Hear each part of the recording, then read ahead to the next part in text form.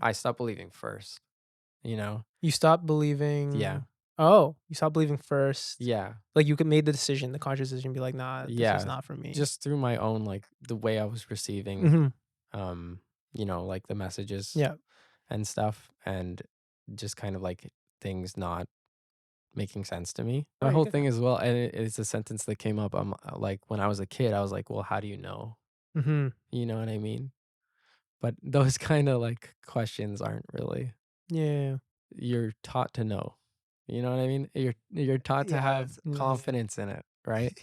And so True.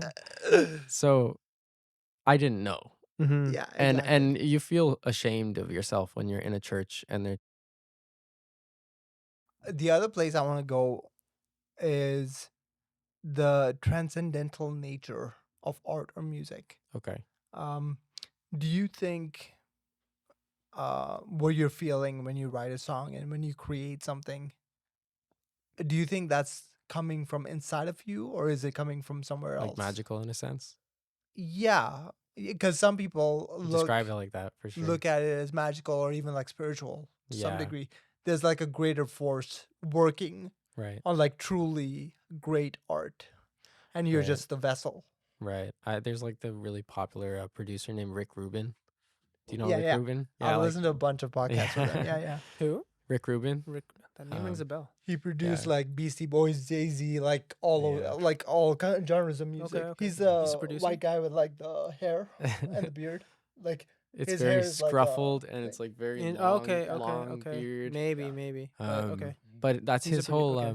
that's his whole kind of perspective on it is like that it's all about the creativity and it's like something that kind of like is just brought out of you not like without intention.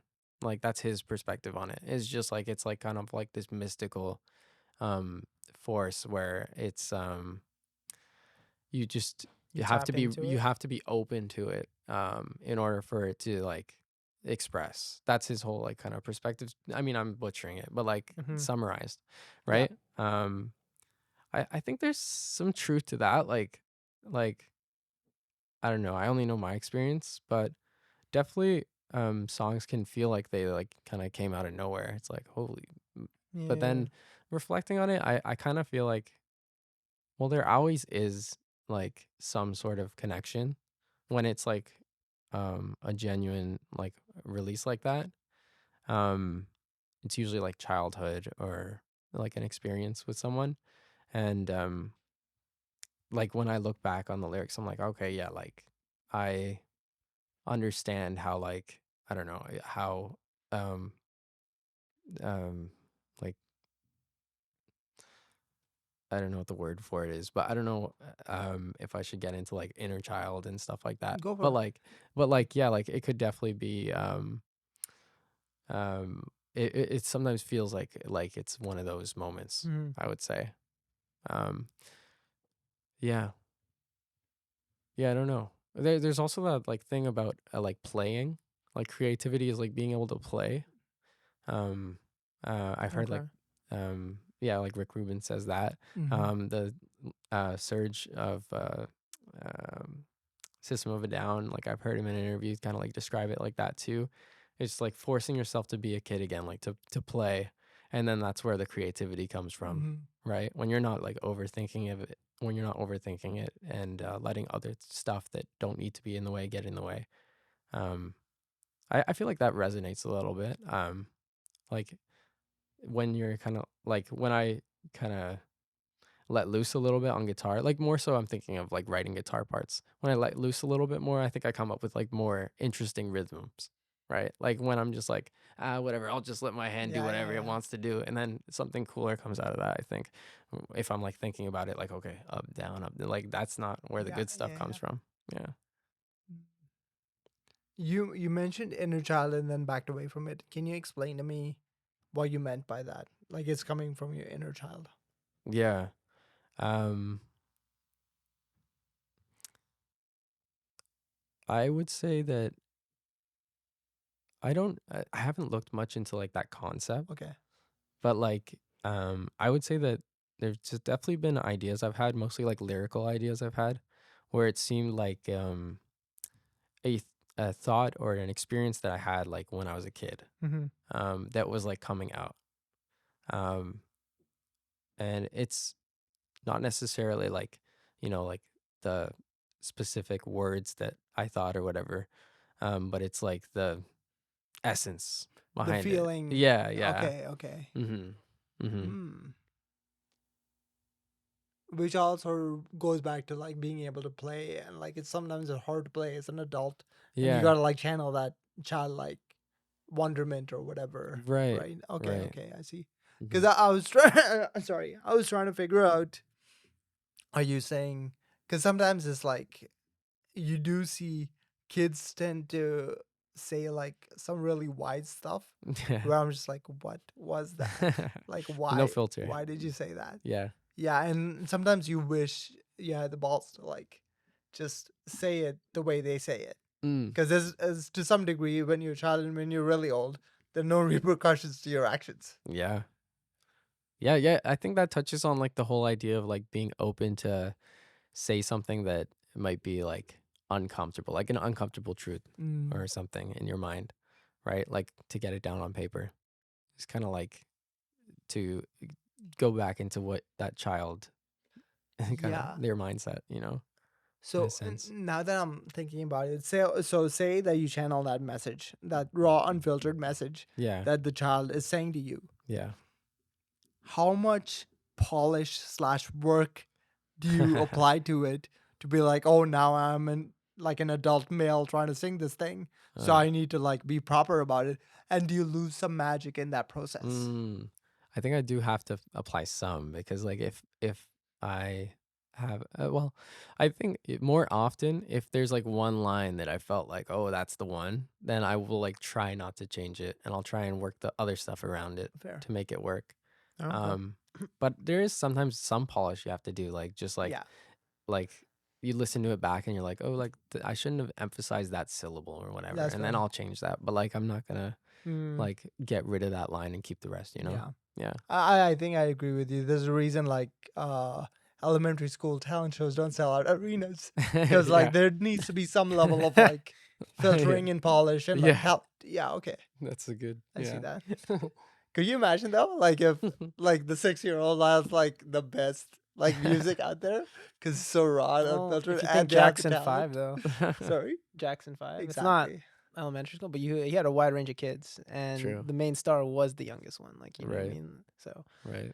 if he's got that Sick. polish, then power to him or her. Yeah. But yeah, I think I wanted to ask you about because obviously there was a different reason why we were asking you to come Yeah. down for this Yeah. podcast.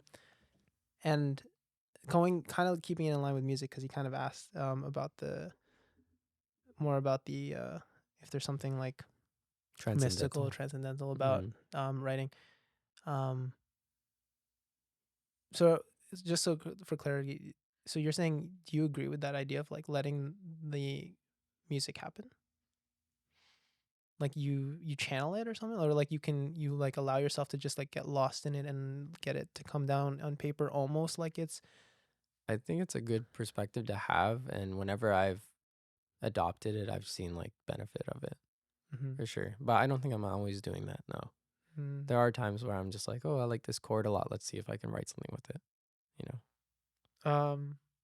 And would you say like you believe in that in some way? Like, is there something about that that's Well, yeah. I guess the distinction would be like I think that the transcendental thing. I don't know if that's the right word to use based on what I'm saying, but like I think it comes from inside. Yeah. Where inside? What inside? I like my personal past and experiences. Okay. Yeah. Like you're accessing those internal memories, Yeah, like letting things come out. Mm-hmm. That's interesting. So, question for you: what would you say, for example, when I listen to music and it sort of like riles me up and like does something to me? I get like goosebumps, whatever. Yeah. I think there's some degree of like supernatural. Like there's something not human Yeah. about it to some degree. Yeah. And some people might like label that as like God or whatever. Sure. What do you think about that thought? I think it's the shared human experience. Mm, If I were to Oh, explain I it, were to Label please. it or label it. something. Yeah. Yeah. Yeah. If I were to label it as something, I would say like the shared experience, because um, I think a lot of the time the artist writes from their own personal like perspective Mhm. and emotion, but the hope is that it connects with someone who's felt the same thing they feel. So I think when it connects like that, it's often that being successful. Mm. No, I definitely do agree. There's something greater that you're tapping into that Yeah, every like humanity relates to. I agree with that too. Yeah. Like Yeah. Yeah. that spiritual, like kind of, yeah, that shared human experience. Yeah. But then I sort of go into like, is any of that even real? Like, because Mm, just because you can feel something, that right, connection even, right, is right, it real? Like you feel it, just like you can see it, or it's almost tangible, right. but it might not be. Mm. What do you mean by real? That's a very good question. Uh, for example, like I can choose to believe that astrology is real, or I Yeah, can choose to believe that I'm sort of going from like the most weird to like the less weird. sure, sure, Astrology, I can choose to believe like the Myers-Briggs personality test sure, is real, and I sure, can choose to believe that science is real. sure, Each of them is more rigorous than the last one. sure. But how do I know if it's real? Mm. Because in each case you're uh like choosing to put some degree of like faith in it. Faith in it. Okay. So going back to the human connection, how Right. real is human connection, or that Right. How much yeah, faith do you put in that yeah, Mm-hmm. concept too? or because yeah, Uh, you're putting faith into it, but you can put right. faith into stuff that's not real. Right. Right. Right. Um, hmm. I think for me, like it's an opinion, I would say. Like my perspective on Mhm. the shared human experience thing. Yeah. I feel like my perspectives always are changing. Like I'll like think back about things that I thought or Mm-hmm. believed in, like, and kind of like not understand why, but then can reflect on like how, okay, like, I kind of like opened up um to different perspectives or whatever, or learn more about this area, and then I switched things, and I think I still haven't figured it all out. So Mm-hmm. I think like soon I'll probably change my opinion or add more nuance to it. Hmm.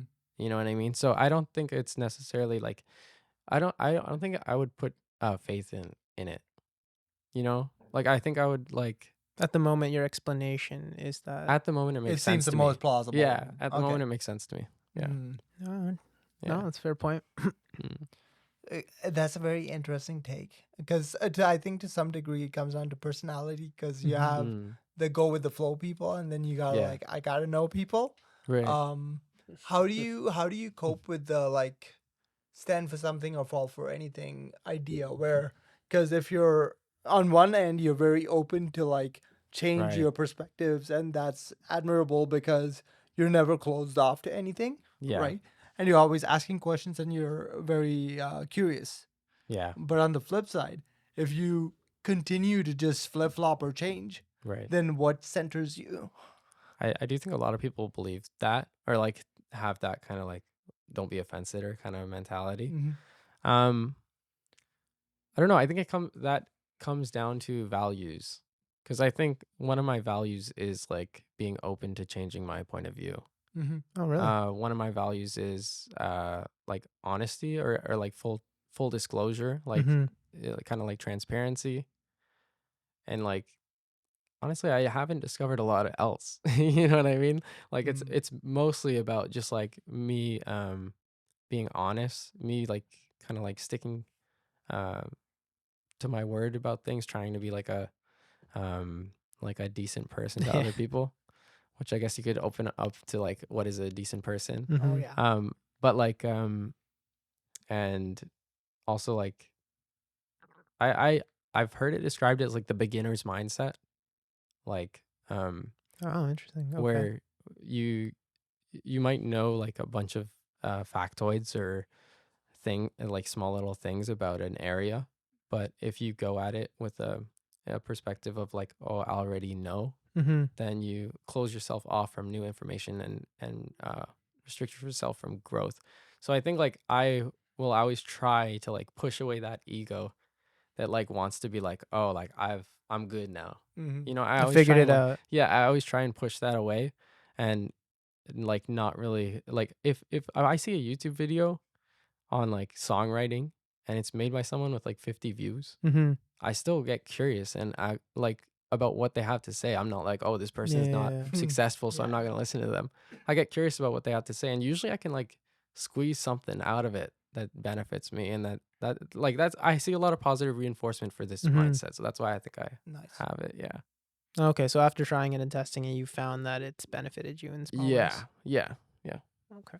So what if it was the title was something about like the 5 best tips to starting playing the guitar? Like just Oh, starting. okay. Would you click on that because you've started, you already know how, and Ooh. it's very specific, like 5 best tips in You know starting. what? I like recently, Yeah. probably. Really? Because like I want to say like not so recently, no. I'd probably be Okay. like, "Oh, I got that." Yeah. But like recently, cuz I'm having issues with like my thumb like Oh, okay. cramping out a lot. I also have like double jointed thumb, so it can bend way too far. It Mm, looks gross. yeah. But and this one too. I'm starting to get like the nerve pinching and stuff. So I'm like, I've never like I was self-taught, like I Mhm. went to like 2 lessons. I've never like looked into like the proper posture. And Okay. so like recently I have been looking more about like proper hand position and stuff. And I'm like, damn, this feels like so awkward. And it's like you're taking a step Yeah. back and Yeah. becoming a Yeah. beginner again. And it's like most of the time now I will want to like do it the way I've been doing it. Mhm. Like it's only the occasion where I'm like, oh, I should be doing it this way. And then I like, but I hope that like that just catches on more and becomes a habit. How different is the positioning, I So I guess? would usually like have my wrist a little bent, Yeah. and you can kind of already see it's not a good position for the arm. Okay. And I would like have my hand like this, and then I would bend this double All the way jointed back. thumb, Yeah. and like it would hold against the neck. And that's not good for your thumb. It's not good for your fingers. They have like less speed. Yeah. You're supposed to actually like do it like more of an Okay. angle, more Got of an you. angle, and then this is supposed to just like rest against it. Mm. And that feels so uncomfortable for me now. But like, you know, You have it's you it's okay. yeah, I mean, I don't want to get like arthritis and like Yeah. not That's be able fair. to play. Yeah. Did they So specifically address how this position will avoid, I I don't think guess, they that? went yeah, they didn't go into that much detail, but like it was like just like it was among other things. Mhm. So it's actually kind of similar to the video the title that you brought Yeah, up. I Like got you. yeah, like I was it was just like good guitar habits. So like one of the things was like stretching, Mhm. like the finger stretching. Then there was the hand position. Then there was like the pick position in your which just recently I corrected because I was always Oh, like holding it like this, but you're yeah. supposed to actually do this if you want more speed and stuff. This is not necessarily wrong. Like everybody can Yeah. hold it how they want, but this is more like advantageous. Um so I've just recently changed that as well. Um and there was also like the guy did yoga and stuff. I'm not gonna do yoga. I draw the line So somewhere. there's a line. There's a line. I mean, nothing against yoga, but it's just Yeah. yeah. No, that's really cool though. No, like literally, like you said, in practice, your mindset opened you to that idea, and now Yeah. you're applying these things, which are going to hopefully help in like Mm-hmm. Mm-hmm. in the long run. Yeah. No, I actually I agree with the mentality a lot. Mm. It's something I try to keep as well. Mm. Keep the door open always. I remember actually being like when we were I think 20s, early 20s. We were talking about how okay, when you hit 30 something is when your brain starts to like solidify. It stops, like taking in as much information. So you want to Mm. keep challenging it in order to keep it malleable and like and I and I Right. think that was something that we were always like, no, we gotta always ask these questions. But then it became Yeah. a point where, you don't practice that every day, and Mhm. I felt myself already like starting to like get very like stuck in certain ways of thinking. Yeah, more Eh, rigid about it. Exactly. Yeah. And it's weird. It's like because you automatically hear something and you're like, Yeah. no, but there's all these issues that I know about it that I Yeah. haven't know, and it's harder to be like, oh no, Yeah. tell me more. Like, Yeah. Yeah. I'd even say like in a certain sense, like I am more rigid in my perspective mm, about perspectives. You know what I mean? Meta okay, level, like, yeah, you know? But I do want to like be even like willing to consider that mm-hmm. I might have the wrong values as well, you know? Yeah. Mm, Like not like their values, right? So they're obviously they weigh more. That's what a value is, yeah, right? yeah, Like it's yeah. Exactly. important to you. Exactly. But I like I still yeah, I don't know. So let me pose this. So your top values are being open to change and Mhm. learn, and the Open second one transparency. was honesty, Right. right? It's Yeah. transparency, honesty. Yeah, yeah. Now, if you're put in front of a person who's completely like my way or the highway sort of thing, Right. how do you get along with that person? Mm. My way or the highway. Like it's almost like, oh, you're They're like, very oh, let's, close-minded, yeah, you let's think? try to be, you're like, let's try to be open about it. Let's change our guitar holding position, whatever. It's like, Mhm. no, I've been playing the guitar for like 40 years. I taught my kids. They're doing really well. Uh-huh. Why would I change this thing that's Mm. worked? Luckily I don't come across people that are like Really? that much Do you of think that's it. by like design or that's like a result of how you are? For Essentially, who example, you Mm, attract, that the person would end communities. up being in their echo maybe. chamber and like never talking to anyone who's open about stuff. Right. And you tend to stay with like the people who are very open to ideas, but then to some degree, you isolate the people who are rigid in their ideas. Mm. Maybe. Maybe. Subconsciously, you're filtering them. Once you see someone, you just turn. Yeah. Yeah. Hmm. Because I know, I Hmm. think I was gonna say in any community, you're gonna find people of very like opinionated and then very like open people. I Mm-hmm. think it's just something you're gonna come across regardless of Yeah, where you are. I think it's weird because I mean, hmm, I don't know if you want to get into like that Myers-Briggs stuff, but Go like for it. if you find someone who's more of like about their like vision or Mm-hmm. whatever, or about like the way they want things, then I actually like kind of feel like I can like benefit them a lot because I can like show them Mm-hmm. different perspectives, I guess, and like they'll give me the vision, and I'll be like, what about this idea or this idea Yeah, or this yeah. idea?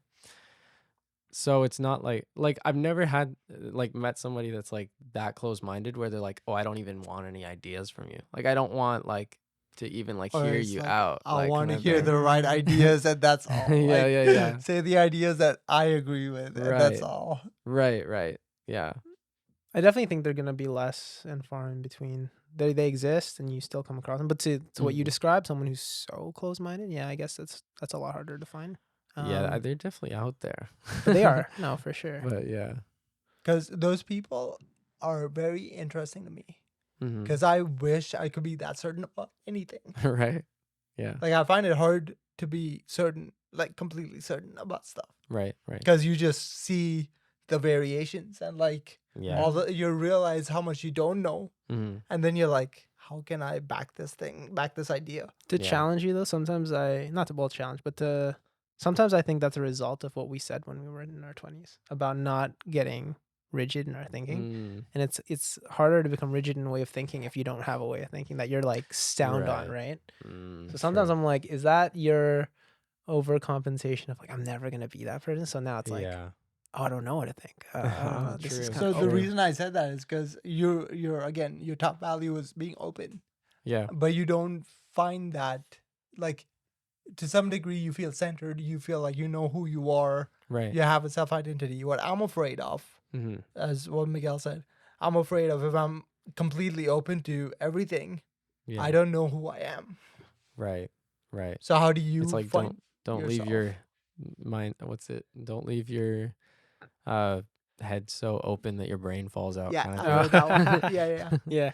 But yeah, no, I mean, yeah, I think it's like you should be open to things, but you should like have something to return to, maybe. Okay. You So know, maybe not like rigid beliefs or Mhm. rigid perspectives, but like you are the one evaluating the idea. You know, sure. you're open. You should be. I don't know if you should. I don't know if I should be prescribing people what to do, but like you're like like Yeah. I think it's good if you like have an open mind to hear out all these different things and like have that open energy towards it. But like at the end of the day, you are evaluating whether it's something you agree with. You know Mhm. what I mean? What standards am I using to evaluate? I Like think you're using your value system, but like yeah. what's your value system based on? Like what Mm, is the thing that you will not shift? right. I think mm, I think the value system can be based on different places for different people. That's kind of like a subjective one, I would think. Mhm. Okay. Um, I agree with that. for me, I think it just comes a lot from like experiences at a younger age, the family dynamic kind of stuff. Um, kind of like like you did mention like the whole kind of coping mechanism of when you say you don't want to be something, so you go the opposite Mhm. direction. Yeah. I definitely am guilty of that. I think to a certain level, like all of us are guilty of that to some extent. Like especially with parents and stuff. Yeah. Like I'm like if there's something that you didn't like about the way your parents parented you, then most people either like I don't know why like I don't know why it happens, but most people like either just become that Mhm. or they like go the opposite direction Yeah. in a way that's also like not healthy really. They Mm. overcompensate. Overcompensate. They Yeah. don't see the value in what their parents did for them. They just see the Right. negative, and then they try to be like the opposite, but Yeah. then they're not giving. Yeah. Yeah. Yeah. So yeah, I don't know how I got there right here, but The value system, what is your standard for your value system? oh, the standard for the value system. Yeah, I'm curious. Like, what do you base when you're presented with an idea? Okay. What do you compare it to vet it? Ooh,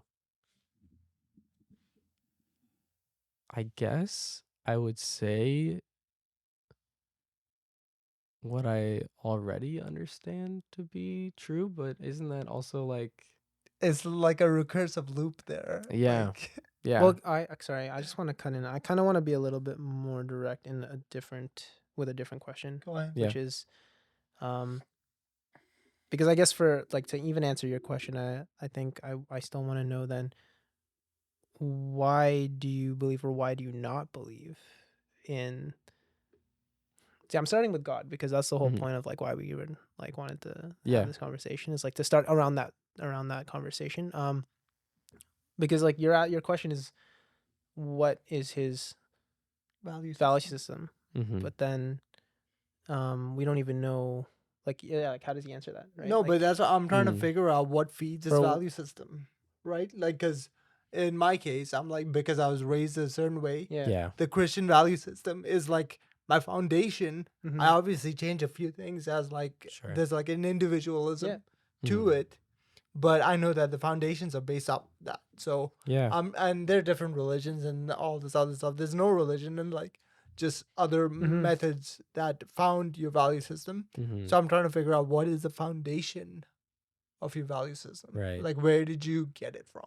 But I think to his point, sorry, speaking for you a little Yeah. bit, it's like I think we also do get our value system though from our families as well, and Mhm. Yeah. what we saw worked, what was good for us, right? What we and he kind of mentioned like being a good person comes from that being open and honest and trying to stand by his word, right? So Mhm.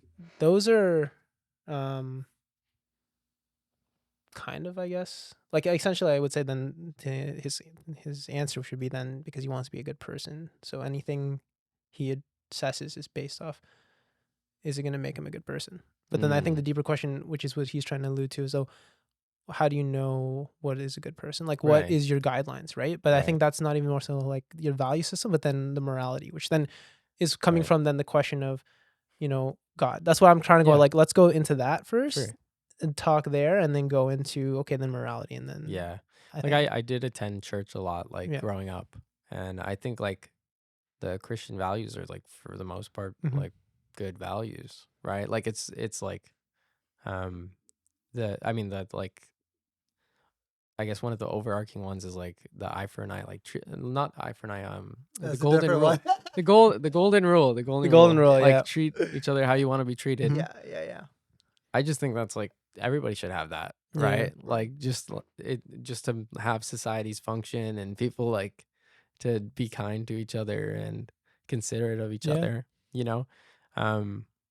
But I guess when it comes down to the God thing, I do think it's like kind of a different situation Mhm. because I didn't really like evaluate God when I was stopping believing.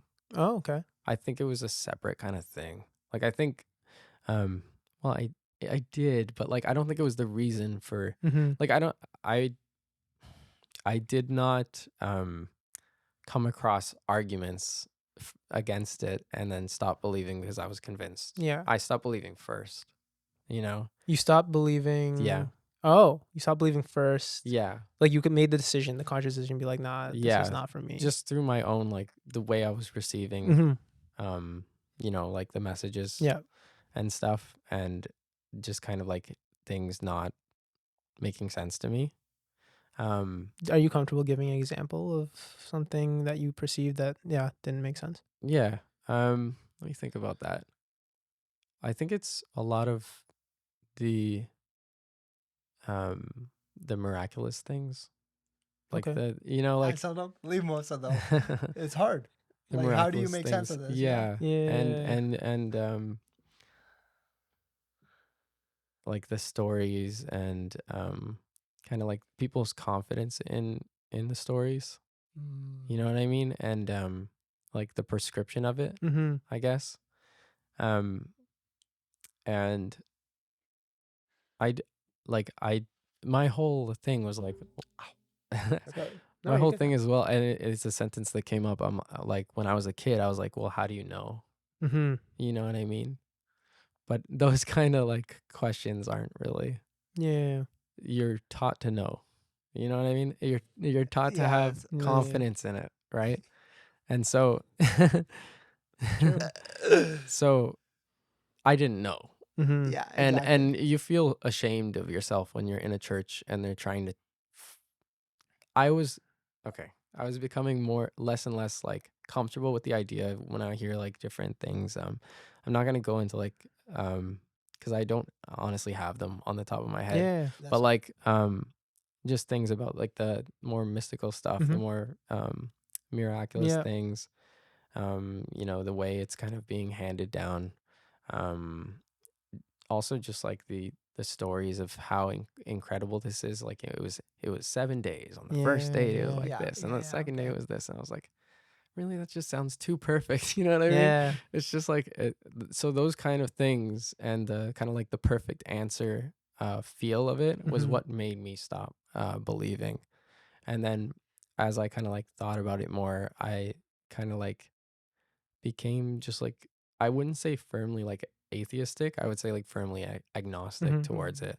Mhm. Like and the way I am, I'm just kind of like I'm not going to um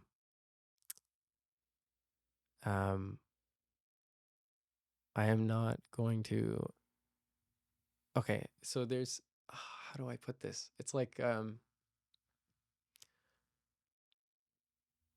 So I want to help you out, but yeah, I'm not sure. yeah, no, I'm trying to find it. It's the whole like idea of like the lack of an explanation is an Mm-hmm. explanation. That's the thing. That's the thing that doesn't Lack of an explanation doesn't buy me I've in heard at of that. all. Yeah. I've heard of the that. mystery. Yeah, yeah. The It's like mystery of it is what makes it Yeah. a yeah, miracle. it's like, well, how else do you explain this? And I'm like, well, let's start from I need you to explain it to me. Yeah. You know what I mean? You know, so Yeah. that's the kind of like That's good. Yeah. that's the kind of like when I was like this was happening when I was like 11, 12, like the like kind of Mhm. like falling out of things. And Yeah. then when I was like going through teenage years, like those that's the kind of like mindset that made me more firmly like, well, like I'm not gonna just like I'm not gonna you Mhm. know believe because everyone else is doing it. Exactly. I don't believe, so I'm gonna just do my own thing. Yeah. You know? No, that totally makes sense. Yeah. And okay, so then to just kind of go into the journey a bit further with you. So then you mentioned though at that point you kind of went into like, okay, agnostic, almost atheistic, Yeah. and then what then solidified, or like how did the journey continue to be like, well, you know what? Because did you like even, let's say, even search for answers or approach it differently Yeah. before you were like, okay, nah, this is really isn't for me, or you were like, just yeah. What did it look like basically?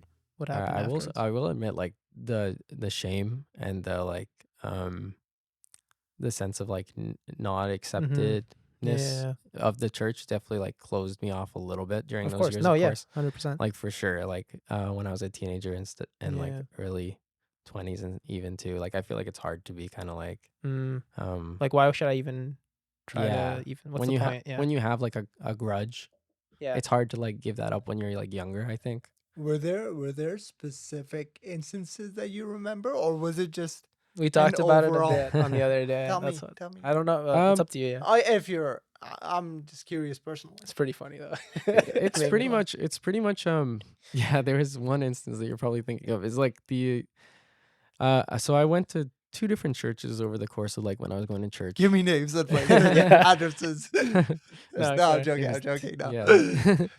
It was my mom is Irish, so she's like a Protestant. Mm-hmm. Um and then my dad is Egyptian and he's like a Coptic Orthodox. So like that big Yeah, yeah, church and yeah, like yeah. that's the one I went to, and I went to the Coptic Orthodox, and like I had to go to Sunday school every Sunday. And not much went on in Sunday school aside from them like basically um saying like repeat these things like this is a story and don't question it kind of thing, because I Yeah. remember a couple times when I did like raise my hand Yeah. Ask a question. and be like Just try to learn. like why is that, Yeah. like Don't ask why would a questions. God do that or whatever, like, you know Yeah, what I mean, like yeah, something innocent like that, and then Yeah. it's like don't question it, like God is all loving, all know, he knows all kind of thing. That's yeah, the answer I consistently got, and then yeah. Yeah. wasn't That satisfying sucks. answer. Yeah. And then so there was also an instance of when I was at that Coptic church. I don't want to like call this guy out, but like there was they have like their version of a priest, Mhm. right? Or a few. And there were people that ran the Sunday school, I guess. Like I guess when I was a child they would have been like, 20 or 19 or whatever, Okay.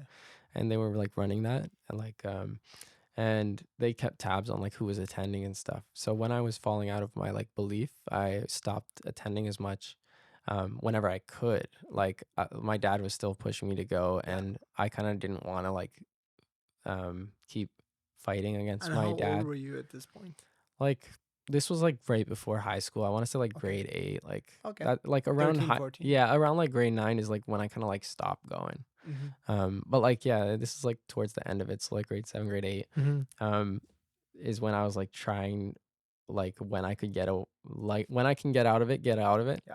And they noticed that because they keep tabs of who attends, and they would like call you, and they would say like, hey, you haven't been attending.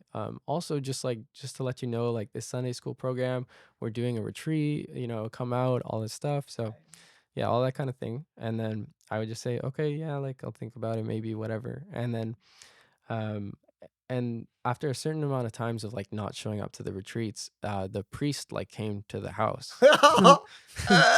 Yeah.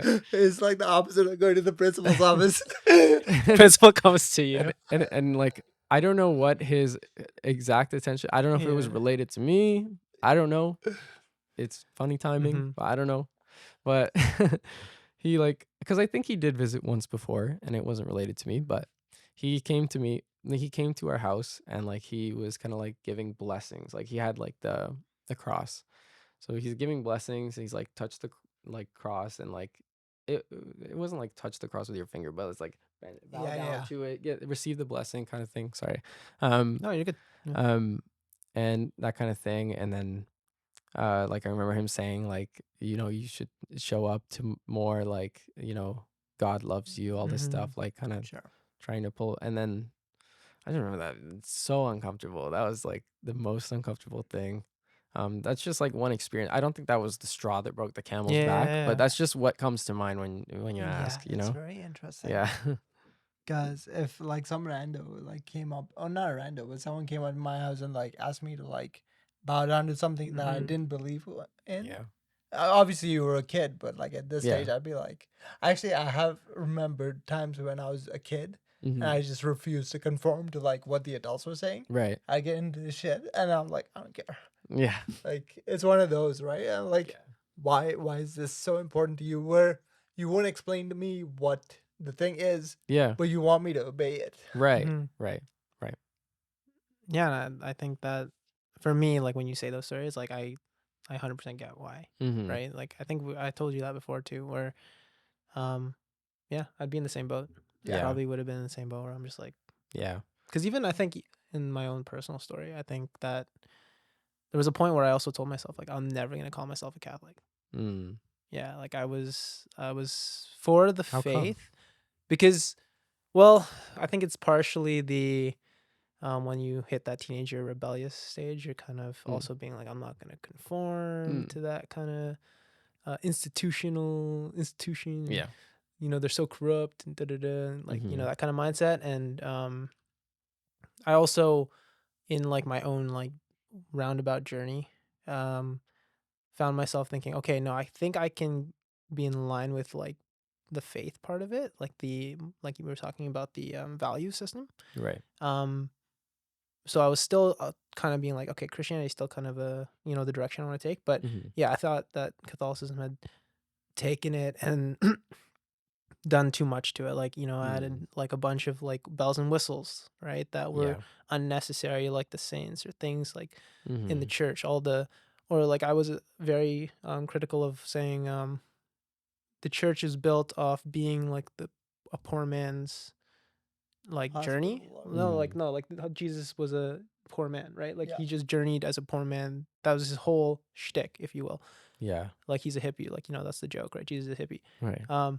But then you see the Catholic Church as like this, massive structure with like gold Yeah. here, statues there, and you're like, where's all this money, right? Like so, I Mhm. was being very like angsty about that, I think, and so I was like, yeah, there's definitely been a misdirection. I think I don't know exactly when, but yeah, something changed, and then I was able to find like I was able to like amend that thought, Mhm. and then um It like in that moment it did kind of look like a power game yeah, kind of thing. a little bit, and I think that's something that I still partially believe. Like I think there's definitely a bit of a history where there was a bit of a power game, right? Right. That's what the Enlightenment in France happened, and What was um that? it was when the church and state were together, Oh, and okay, then yeah. they were separated. Okay. I think that was, if I'm remembering my history correctly, it was referred to as the Enlightenment Oh, when they okay. decided to separate the power and take the church away. Mm. Um, and yeah, I think from what history has shown, it seemed like the Catholic Church was filled with like a lot of corrupt people. But I think what I've Right. learned through history, though, I think it was partially why it amended my feelings towards being Catholic, is that Mhm. I found that corruption happens anytime you give any human a lot of power. Mm. I found that humans tend to be the cause of the the Yeah. issues a lot of the Yeah. time. So I was like, oh wait, if it were our own undoing, Yeah. so then I'm like, okay, I can't be mad at what maybe this was meant to be, but then Mm. humans kind of just What messed it it up. turned into. Exactly. Yeah. So I think that's part of it. Yeah. That could tie into a lot of different Right? things. Yeah. Yeah. Right? Yeah. Communism is a great example, right? Like, Yeah. um, but sorry, I wanted to ask you though, then as far as then let's say the conversation, like you're saying openness, right? Then what then solidified, or even not solidified, I'll take away that word, but Yeah. made yourself say, okay, no, I'm an atheist though. Because then if Mhm. you're, trying to stay open to these ideas, Yeah. was there something, argument, or some kind of like thought that made you I have think, looked into like out of curiosity, I've looked at like the best arguments for Christianity because I'm like okay, open to be convinced, you know. okay, And it's kind of funny. Like some of the YouTube videos, they like rank them on a tier list, right? oh, funny, It's that's like this funny, is an S tier argument, yeah, like the moral That's absolutionist or cool. whatever. yeah. I'd like Yeah, to actually watch that. it's I'd actually be like, curious to yeah, see. it's pretty cool. Yeah, What was the S tier argument? I think it was definitely not like the by design. It was definitely not the the moral absolution. Mm-hmm. Trying to remember what it was. It was like very philosophical. Okay. I can't even remember, to be honest. But yeah, I think I've I've put I've searched that video before, Mm-hmm. but I've never searched a video for like arguments to be an atheist. Oh, So okay. that's what I would say, like encounter to that. Like, um Mm. I just You just feel it in your bones. You don't need a video to convince you. Well, no, he's saying that he No, wasn't hard stuck it's on being an atheist, that he was like trying to yeah, convince I himself. know, I yeah. He know. was always No, but the atheism is like the natural state. yeah. Well, the agnosticism, I think it leans towards atheist just Sure. because of that thing I said before, where it's like the lack of evidence Mm, in my perspective, right? Like everybody has their own opinion. It is not convincing for yeah. me. And I guess I haven't like seen um evidence for me that is convincing, Mm-hmm. you know? Um yeah. So are you someone who needs to have some kind of proof? Yeah, I would say. Oh, okay. I would say so. So Yeah. it can't be off of, faith or a philosophical idea that you would then lean or see I that as like your foundation, be like, no, this is why I believe, or I could yeah. believe. Yeah. I don't think it could ever be based on faith, just to the kind of person I am. Mm, The philosophical idea, I think, like, I would say that I need proof, but proof could also mean like a logical argument that's convincing enough to me, because that would be proof to me, right? yeah. Yeah, That's very interesting. So then I want to actually ask then, because I've always loved these conversations when we go into yeah, philosophy. So you mentioned the design argument, right? yeah. As one. What is it that lacks in that argument for you? Mm. It's essentially okay. So there's a lot of like circular stuff in there, Okay. Yeah, yeah, please. right? So it's like I think the foundation of that argument, if I'm remembering, I'm not like a debater on this stuff, so I don't remember it Oh, all. yeah, yeah, no But worries. like, if I'm remembering correct, like a lot of that is that the foundation of the argument is that God exists. You know what I mean? Mhm, Like it's mhm, basically using God in the argument. Does that make sense? Like it's saying God exists because like no one but a God would be able to create something so perfect, and that's because um I think it's something like that. I'm probably butchering it mhm. really Well, just to be badly. clear, don't worry, because I think it was like another conversation we had where I brought up Pascal's wager, and we hadn't Okay. we hadn't debated this as well in like years, right? Yeah. So I was like, yeah, I remember the gist, right? And then we were talking about it, and then we ended up pulling our phones out and realizing there was so much more to it that we had just completely like Right. just over our heads Is forgot, that the or train just tracks thing? no. Pascal's wager Okay, is I don't know what that is. it's he was a mathematician. Okay. I'm gonna try to explain it better this time. So essentially, he just was posing that as a probability standard, like it's just better to bet on um, believing in a god, because Right. the outcome would just be overall would just be in your favor. So Okay. I think he did it like a chart, and it was basically believe in God, don't believe in God on one end, and then on the other side it was live a good life, or like live a moral life, Mm. and live like just however you want, I guess. So Mm. not necessarily immoral, but like live That's why like that's why I think like value yeah. systems come into play, Hmm. because that would probably be very convincing to someone that's like like Gambler. yeah, or Well, a Game theory. gambler, or game like theory, yeah. the outcome oriented. Hmm. You know what I mean? Yeah. Like, but I don't think that's very compelling to me. Like, it's basically like there's no Hmm. evidence there. It's just like put faith in it. You know what I mean? Because Yeah. if it's true, and we're not saying anything about whether it's Yeah. true or not, then you're better off, right? That's not something that would like grab me. I think people have like different kinds of arguments that would appeal Yeah. to them. Yeah. I think I think on both counts I'm on your side, because when he brought it up, I'm like the Pascal's wager doesn't fully make sense. Mhm. But I do want to go back to your creation thing, because let me Yeah. pose what I think your idea is, because Sure. I think I struggle with the same thing. Sure. Some people call it the first mover idea, like if an entity or a being that's supernatural and all powerful did not create the universe, then what did? Like Right. what ended up creating the universe? And the second thing is, oh, it's like the bees pollinate the flowers and then create honey and like have this cyclical effect that Yeah. makes a whole world turn around. The fact that we're grown in like our mom's Right. bellies and then like Well, sorry birthed. to chime in. The comparison, if I remember, was that if you walk on a beach, Yeah. you saw a clock or like a watch Okay. in the sand, you wouldn't pick it up and be like, "Oh wow, the universe just like constructed this in the sand." Like you would Yeah. imagine there to be a creator because of the design behind the watch, right? To which then they're applying it to What? the design of Like the intricacies of the watch and the mechanics and the gears then that make it work.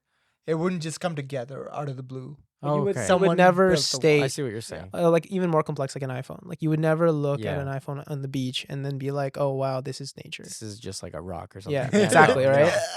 For Yeah. sure. For sure. Like and then pick up the rock and then start like scrolling on So it the and being idea like, is that because Earth has so much complexity, it's kind of analogous to that. exactly. Because of the way your body works and functions, like the way Right. evolution in itself is, so yeah, it has like a direction, I guess. Yeah. There's some form of design that how do you I guess ignore, that right? makes you need to discount Mhm. a lot of like history / like scientific realm, right? Like what? Like the idea that everything is designed perfectly, right? Mm. Because like what about the time when humans didn't exist and stuff? Mhm. And what Mhm. about, Mhm. like the time when like the world was on fire for 1,000 years or whatever, Yeah, you know what I yeah. mean? Yeah. Like I guess they would say, well, that's all part of it, right? But then Mhm. the question is like, okay, why? Yeah, You know? I like what you're doing, because it's almost like survivor bias. Mm, Because we're the yeah. people that survived, we're the species that survived. Mhm. We're like, oh look, we were designed in the perfect way, Yeah, yeah, yeah. not knowing what's in store for our future. Because we might end up being the single-celled organisms that like predated dinosaurs, Right. right? Right. And like, there's actually something way better coming. Yeah, I like the But way you put then, that. Yeah. if you run through that cycle, That's interesting. then yeah. maybe Mm. we are the insects, and we are Mm. still path of that perfect design. Right. Yeah. Because Right. that perfect thing would not exist without the single-celled organisms or without us. Yeah. Yeah. This is like a weird cycle there. Yeah, I get stuck in. yeah, for sure, for sure. Yeah, I think it's hard to like have certainty about it. Um it, I guess like with, for example, like if you use like space, right? Like at a certain point people just thought space was like um the stars were put there Mhm. and meant to guide them towards things, right?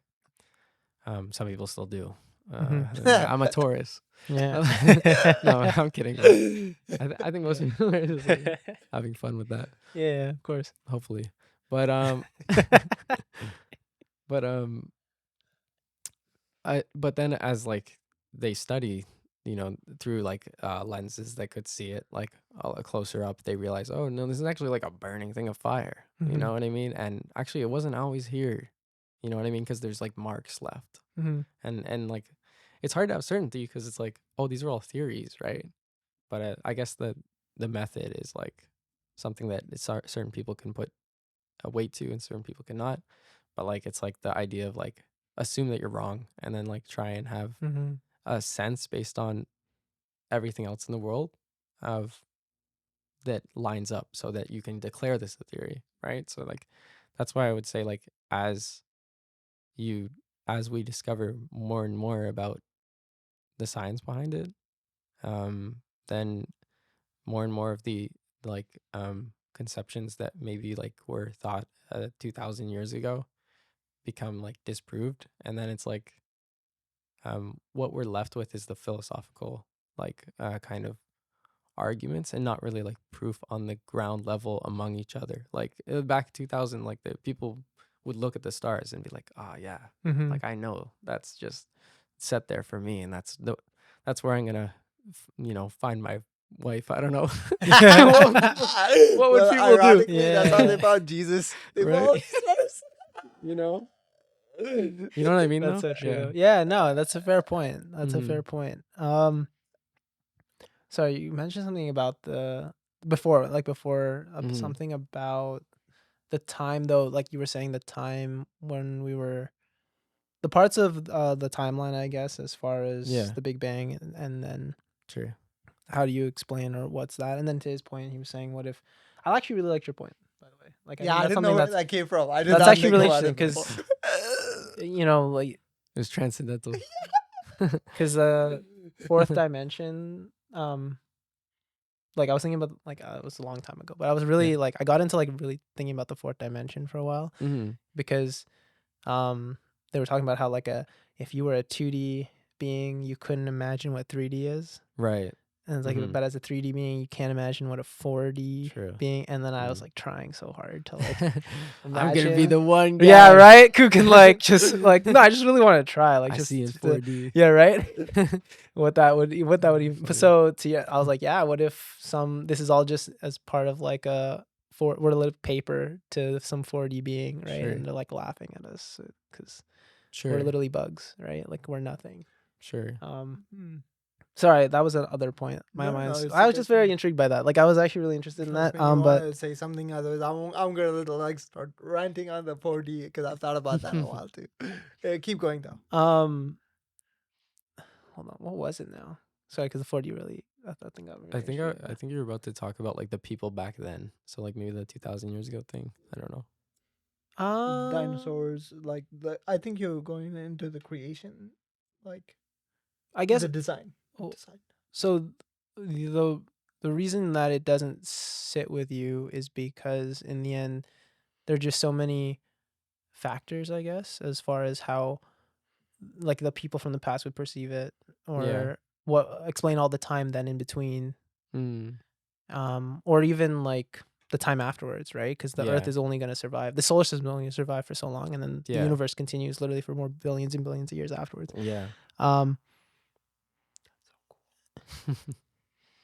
And I guess I'm maybe I just need to sit on it more than actually ask questions because I don't even know what my question is. I just found that explore the idea, like just. I'm actually just trying to be honest, I'm trying to put myself in your head a little bit, Mm. like Mhm. seeing it the way you're seeing it. Where I guess because for me, I'm thinking what I'm looking to grab out of that is obviously bias because I'm also trying to look for things. That's the thing, Yeah. right? What we're also trying to the questions we're trying to answer and what sits with us is based off also kind of like what we kind of lean towards, Yeah. right? Yeah.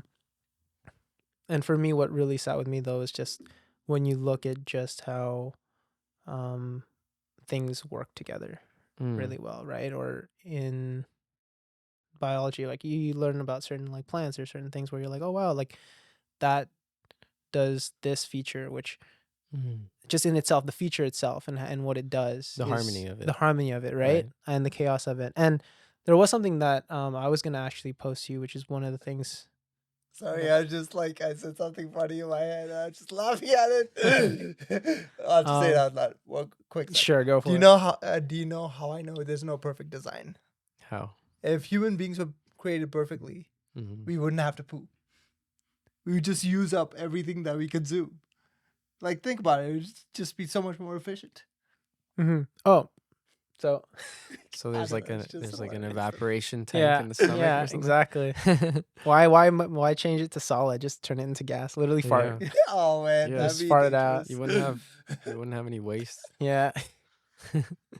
Like Exactly. literally, that'd be perfect. Perfect design. Yeah. Okay, sorry. Sorry, keep going.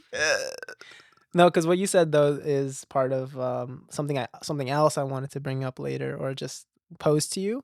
Because I was gonna also ask you what you thought of the whole perfectionist argument, if you ever heard of that. And for me, I felt like okay, let's just start with that. Have you heard of the? No, I think I need you to explain it to me. Yeah, me too. I don't know what that one is. maybe I don't know what it is anymore now because it's been so long since we've talked about it. I almost I Is it might like only a perfectionist would create a world that's perfect kind of thing? no. Okay, you know what? I might butcher it. That's why maybe it's not the perfectionist argument. Maybe it's Okay. something I've adapted from it, or maybe it is. Okay. So I'm not gonna claim it to be the perfectionist argument. Mm. Something that resonated with me when I was younger that always kind of stuck with me was so humans are not able, and you'll once I say this, you're gonna remember it. As far as like our creativity and our minds, we're not able to create anything outside of what we know, right? Like Mm. thinking of a new color, right? If I say like think Yeah. of a new animal, you're just gonna take parts of other animals. And You're collage not, them together. yeah, Yeah. exactly. You can't think of something different. Yeah. In a dream, you can only imagine faces you've seen. Exactly. It's a cool thing. So perfection. I'm butchering this so hard because I can't. What was it? There's so many things. I think it had to do with something around the concept of forever and the concept of perfection. Yes, that was it. But what had to do with creativity too? I don't know why that was tied in. This is hard because it's funny. I haven't had these conversations in years as well. Yeah. So I just have the like literally the essence of them. Yeah. But to actually be able to argue them, it's the same thing. It's like, oh, I don't know if I could anymore because Yeah. I don't remember. Okay, so for the perfectionist part, it's the idea is that you don't know what true perfectionism for perfect is. Like no one can. I think that's what it is. The idea of perfection doesn't exist Mm. in the world, in the universe, Okay. right? Because what is perfection, right? The concept Right. of it is that, like, yeah, you know the concept of it, but it doesn't exist. Mm. Yeah. Which, in line with the whole by design, perfect Mm. design, it's like if God is perfect, God is love, and God is forever. Those are three concepts that we don't actually have proof of in the world. Like it doesn't actually exist as far In as like a tangible in a form. tangible form, right? Mm. Yet we're aware of them. Yet we strive for them, right? We strive for love. We strive to live Okay. forever. We strive to kind of make things last long, and then we also strive for perfection. Right. And that's the whole part. The why I mentioned the creativity thing is the idea is like you can't come up with concepts or ideas that go outside of what we are, What we what understand, what we know. exactly what we know, and yet Okay. there are three things that exist. And then when it goes to the perfect design argument, and then there's like, well, why? But things are not perfect. That's actually by the design because the idea is that if you did have perfection in this world, then it wouldn't be like that clue or hint to God, where it's kind of like his little like. But every time you say this thing, I butcher it, yeah, 100%. I understand it. I don't know if you. I think I you're think I so. understand it. Yeah. So I hate that argument because what I hear is like, in order for God to feel better about himself, he nerfed the world. Like that's one interpretation of what you said. Yeah, but that's not I don't know. I feel like that's a very It's a very pessimistic view of it, but that's what I well. hear No, I think it's a very initially. short-sighted. That's the Sure. word I'm looking for. Okay, Yeah. that's fair. It's short-sighted because the idea is I that wouldn't. I don't think the position you take is like really fair to the argument. It's I would- not. That's Yeah. just me being very facetious about Yeah. it. Like, Mhm. I would say like the part that probably like people more contend with is like the idea that how do I articulate this? That it gets into the unknown. Like the whole like the unknown must be um understood through some lens, right? Mm. Like so it's like we don't know what perfect is. Yep. We don't know what a all powered Mhm. God is. Like we don't know that. So it kind of says because we don't know that, like like because we don't know it's like can you say like the last part of it again? Yeah. Yeah. I think what you're trying to say is like because my argument is saying because they don't exist in the world or because there's a lack of it Yeah. that we can tangibly, I guess, like point at. that's supposed to be proof that there's God. But I think you're saying that is Yeah. in itself the issue you're having with it. Yeah. So that's saying that the unknown creates God, right? Yes, the Or maybe unknown. God resides in the unknown. Right. Okay. Yeah, I'm just trying to reword it. Right. So then kind how of. is that Yeah. an argument? If that's the essence of like Mm. the argument, then how is that like that would be like Wow. if I was like Mm-hmm. like evaluating that argument Yeah. or like thinking more about it, that Yeah. would be like my thing to try and disprove in my head. You know what I mean? Yeah. Of course. Yeah. So Like sorry. not to say that the argument's bad. I'm saying like that would be the like if I wanted to prove to myself that Mhm. God does exist, that would be the thing that I'm contending with. I'm like, okay, but like how do I remove it from this whole like he exists in the unknown, therefore he is, you know? How do I remove that kind of like Is it why or how? Like, why does it? Like, why would he do that? Or is it more like, how does it's that make like sense? yeah, it's like how does that make sense? Mm. Because it's the essence of it is because he is unknown and we cannot understand Mhm. the unknown. It the unknown must be God. So the God so that Mm-hmm. so basically the unknown creates God. That's like That's the what like you're saying. The that would be the thing I'm existence trying of to the fight unknown. against. I Okay. Yeah. think okay. So then the question. Yeah. Let me pose it a little differently, and then Yeah. I think it's saying, why do humans strive for these things Mhm. that don't exist in our reality, Okay. yet we strive for them? Like those are literally the things that we strive for the most. So we If strive for in life. things that are That don't not exist known to us. exactly in our Okay. reality. And then even then, how do the why do we have these concepts ingrained in us, or why do we strive for these things if we're not like they didn't? But then to You know, say yeah. what you're saying, then my next question to that would be um why is the concept of perfect unknown? Because isn't the concept of perfect known? It's just that it's not precise, it's not a Mm-hmm. measurable thing. You know what I mean? I think you're agreeing that the concepts exist. The concepts of Yeah. Mm-hmm. perfection, forever, and love exist, Yeah. but they They're don't not measurable, they're not they're tangible. mere Yeah. concepts, Yeah. and yet we strive for them. So So why do we come up with these things that are like why can we conceptualize things that are not tangible in the world that are we can't understand like fully, we Mm-hmm. can't measure. um it must be a God that gives us that capability. Is that kind of like the essence? I suppose so. It's something I'm just like trying to like root it down to like yeah. A to B to C kind of I like thing, that. Yeah, yeah, you yeah. know? Mm-hmm. Yeah. Yeah. Something like that. Mm-hmm. I think um it's what is it?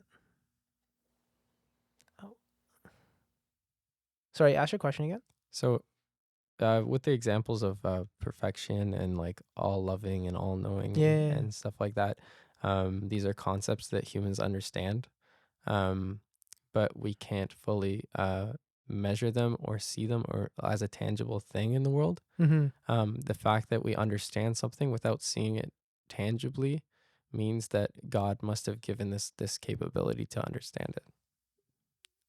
Yes, like somewhat like that. Because because then when I asked you the whole question back to the whole creativity and Yeah, again on what we can perceive, yeah, or what we're aware of, where does this come from? If yeah. we're restricted to what we would have Right, been, right? I think right. to even like fight myself because I'm remembering like some of the counter arguments. What is it? Love is well, okay, no, not love. Perfection is just the end result or end goal of evolution, trying to improve on things, right? Like as we try to, um, yeah, as we evolve, we're actually improving, like or surviving, or It's so the end goal of humanity kind of thing. kind like essentially like if I'm trying to find where someone would have gotten the concept of perfection, it would be the end goal of trying to improve on something, right? Like you're Right. always trying to Yeah. improve on Yeah. something, make it more efficient, effective. Yeah. Yeah. And so then that is something we see in evolution, right? Like, so it basically, if I were to try to find something tangible that you can point to, it's like, oh, well, evolution is an example of something trying to improve to get more efficient or, you know, be better.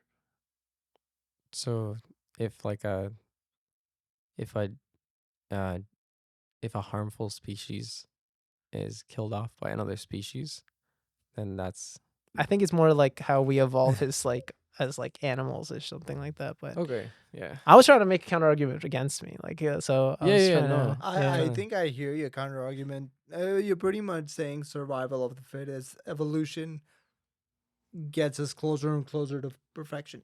So Miguel, as a human being, is not perfect, but humanity is perfect because of what it's geared towards, like the end point. If perfection is not tangible and measurable, how can you say that humanity is Well, I think I'm making the argument that perfection Mhm. is not tangible and measurable, and not tangible yet.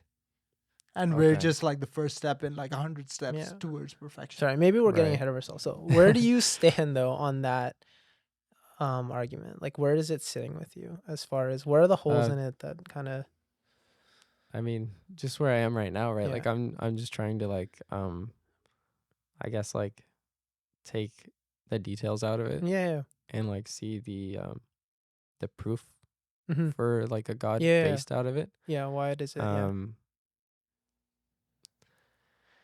And like so the example of like the first way we framed it, right? Like the Mhm. first way we talked about it was like the idea of perfection is not tangible, yet humans commonly understand the concept of perfection. How can humans understand something that's not tangible and doesn't like exist in front of us in the world? And that kind of saying that like that's a divine capability. I would that would not convince me because it's kind of saying like it's unknown, therefore it's God. Do you know what I mean? So let me try to say this. I think you're just saying because something is unknown does not mean that it is God. It's just unknown. Correct. Yeah. Yeah. And basically Miguel's thing is enforcing meaning onto something that's just unknown. Yeah. But I guess to me, like the counter or like the thing that doesn't sit right with me is like Yeah. things that are valuable seldom happen by accident. Okay. Like think about your music. Sure. It would not be the thing it is if you didn't put in a bunch of work into it. Because if I just picked up a guitar and just strummed a couple things, it's going to sound trash. Right? So it's like, sure, the thing is unknown, but can evolution and just Big Bang and like whatever create beauty by itself or create perfection by itself? Because on one end, he's in like Miguel is pushing meaning into something that's just unknown. Yeah. But on the flip side, can something that's just nothing or unknown create beauty or perfection?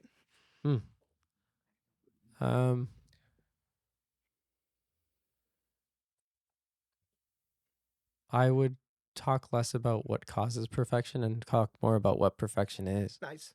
You know what I mean? Because like we're kind of taking it as granted that everybody has the same exact definition of perfection. Yeah. Well, I guess. Some people you'll ask them and they'll be like, perfect exists, perfect is, this car that I got in 1991 or that was a whatever. perfect You know what car. I mean? Like that's just a colloquial, like it's a social language thing. But I get the idea behind it. Like I get the idea of like this like perfection, like the intricate design of the world, like tying that towards a perfection. I get the idea of that. I guess it just does at the moment, like it does sound to me like it's a lack of evidence that is creating the argument. like a lack of knowledge, like a lack of Mm-hmm. human understanding that Mm-hmm. is saying like it's like the like God is filling in the gap. Yeah. Yes, That yes, and yes. that's the kind of argument It's that the shortcut. Yeah. doesn't really compel me. Yeah. Interesting. Yeah. Because you find that essentially anytime something is unknown or unexplained, you'll be like, well, that's a sign for God. And you're like, nah, I don't like that argument. Yeah, it could just be unknown. Can I Is take my this somewhere? yeah. Because I want to Yeah. tie it back to Stephen Hawking. He's trying to create the theory of everything, Right. and basically, it's this one crazy formula that's gonna literally explain all the physics, all the biology, everything in the world. Okay. And I admire that pursuit because he's not taking the God shortcut. He's Mm. not taking the unknown and be like, God, done. Mm-hmm. And like everyone's not searching for the next layer of truth, the next layer of facts or whatever. Sure. Right? So I admire that someone's pursuing that whatever. Mm-hmm. But I think the religious pursuit, I don't think religious people are just plugging in God and they're just happy with it. Yeah. I think there's a theological like learning into like who God is or whatever. Yeah. And then on the other side, you have the scientist who's trying to like manufacture, generate this formula. Yeah. Now, what is the difference between the two? Because on one end, you're trying to explain the world through theological learning, and you're still like striving to, I guess, define, understand, and like fully. Because if you actually talk to someone religious, I don't think anyone actually knows who God is fully.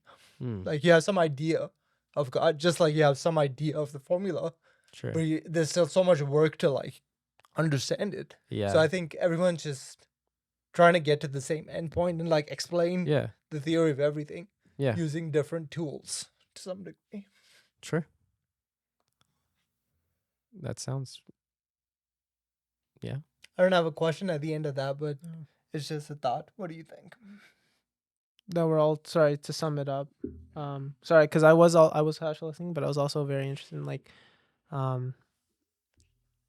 just internalizing what you were saying about okay, putting God to anything that explain just like you can explain, and why it sits with me versus why it doesn't sit with you. Sorry, so I was kind of doing Yeah. that in my own Yeah, head. yeah, I did hear the thing about God, the everything theory, but then you're mentioning, so the end point though you're saying was that the tools, everyone's just trying to strive to explain The same thing. the Just same thing, because just from different directions. someone plugs in agree. God Yeah. doesn't mean they're just sitting back and not thinking about why.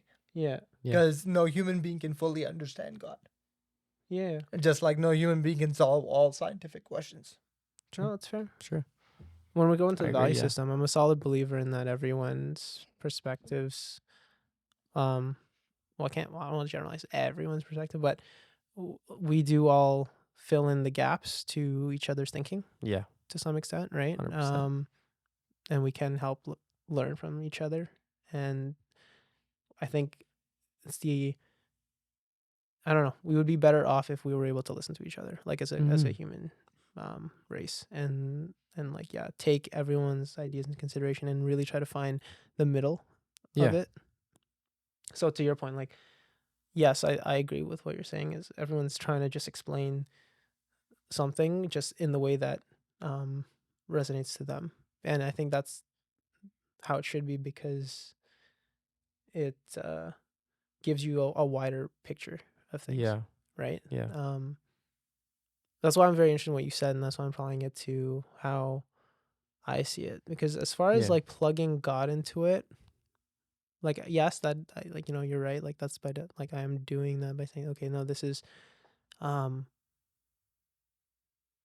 like okay, so like yeah, like I'm doing that, but like I guess you're comfortable with just being like it's unknown and like that's it, right? Like you're not plugging any other thing into it. You're not saying, well, no, this is an explanation for it. You're just saying Yeah. No. it's unknown and it's not a thing for me to say God's filling in that gap. Yeah. Can I ask a question? So it's unknown right now. Do you think that unknown can be known logically? The unknown of Like what perfect basically is? the perfection. Yeah, what that perfection is. Do you think it's possible to know it? I think that I think that just kind of goes back to assuming that there's one definition of perfect or perfectionism, right? It's okay. So yes and no, Maybe I'm because getting it wrong. honestly, when I'm trying to use the term perfection, I am not trying to define what it is. Yeah. So I'm just referring to it not in its colloquial use, Yeah. right? Where everyone's just like, "Oh, that's a perfect car." Like Yeah. Yeah. subjectively, what I think is perfect. Yeah. It's this. Um, it's just literally the actual term in its No intended meaning. flaws. Exactly, no Like flaws. Like 100%. Yeah. exactly. Um, in which the internal need to strive for that. And I know not everyone, that's the thing. Not we don't all strive for that. And sometimes we also strive for a flawed idea of perfection, what we think is perfect. So um but it's just that idea, that internal strive for it. More so like I was gonna go into the love thing too as another example where Mm. um Interstellar was a great like movie where Love that movie. like right and but there was this one moment where like they brushed upon it with Anne Hathaway. Her character was talking about like explain to me this love like it's they were like saying, oh, it's evolutionary, right, to keep families together, but like explain the rearing in it now, like where Yeah. like millions of miles or like light years away Yeah. I still feel this need to like go, right? Or Yeah. when someone dies, why do you still love them? There's no like Mm. benefit to that. Like, and Yeah. to me, that's one of the things that like always stuck with me because it kind of then also padded that whole love argument for myself where I'm like, yeah, you know, we strive for this so much. It's such a huge part of like humanity as a race, Yeah. right? With music about it, movies about it, art about it, like Mm-hmm. everything. Um, we live really to like create connections, right? Yeah. Yeah. And yet there, other than yes, the evolutionary part of which I understand, there's so much more complexity to it, Yeah. and like it's such a huge part of us that we still have no actual tangible thing to point at. Yeah. And when I do go into Christianity then and say, well, when I at the core of it, take away the miraculous miracle stuff, because actually, to be honest, when it comes to like your story, like I never read the Bible when it came to like my faith. It was more about that feeling of like, no, God is love. And then when I really Mm. broke that down and then connected it to humans like that, that's what really brought it home to me. Like I basically, it's almost like the web connected and all the lines intertwined. Yeah. Um, yeah, so that's kind of what happened for me. And so now I'm using what you're saying. I'm like, did I just want to believe? So I Mm. plugged it, right? Yeah. I mean, I don't know. I would say that like Sorry, yeah, I ranted a Tell bit. me now. no, Tell me, like please. Yeah. those words, right? Like Yeah. love, life, and like perfectionism. Like we could use all three of those here, right? Like you could like say that all three of them are kind of like not tangible things, and like in a sense, like some of it can be explained. Like for example, like life, like people will still argue about it. You know what I mean? Like there's no like hard line, but in there can be explanations given that kind of like make sense, Mm-hmm. right? Like life could be, when someone's brain is activated when someone is breathing. Those combination of things that could be life, right? um Love could be like, certain hormones or certain bonds and attachments, and you can give these explanations, right? But like I guess what the and perfect could just Mm-hmm. be something that you are you can't use the word in the definition, but something that you are like um com- I guess completely satisfied with, something that you see no issue with, you wouldn't want to change. Flawless. Yeah, flawless. Mm-hmm. But then even that, like, it's like, okay, well then Yeah. what is a It's flaw? So yeah. it can go into that, but there's like there's there can be explanations given to each of these words that like Mm-hmm. make sense to most people, I would say, but to like really see it as a tangible thing, I don't know if you ever can. So Yeah. that's Yeah. why it like leaves that gap for people to understand, for people to come to their own conclusions about what's in that gap or what's not in that Okay. gap. Yeah. Yeah. I have a follow-up question that crossed my mind. Do you think as time increases, as more time passes, Mm-hmm. the boundary around the unknown is Mm. getting smaller? Like the things that we I don't know is just getting I would decreased. say that. I would say that. Yes. Okay, so if you run time through like for a really really long time, can it get sufficiently small that we can at that point define with some certainty what that unknown is? Mm. So I'm saying basically at this point we're just trying to plug the God and like make our own Yeah. connections. Yeah. But can human beings progress and evolve to a certain degree Mm. that we can now reasonably define what that unknown is? I don't know if I have an answer to that because I don't know. I mean, I would say that like I agree with the first part of what you said because I think when it comes to like understanding the universe, then yes, there have been more things that you know have been proven to be known. Like people thought the Earth was flat, and people thought Mm-hmm. the stars was put there by design.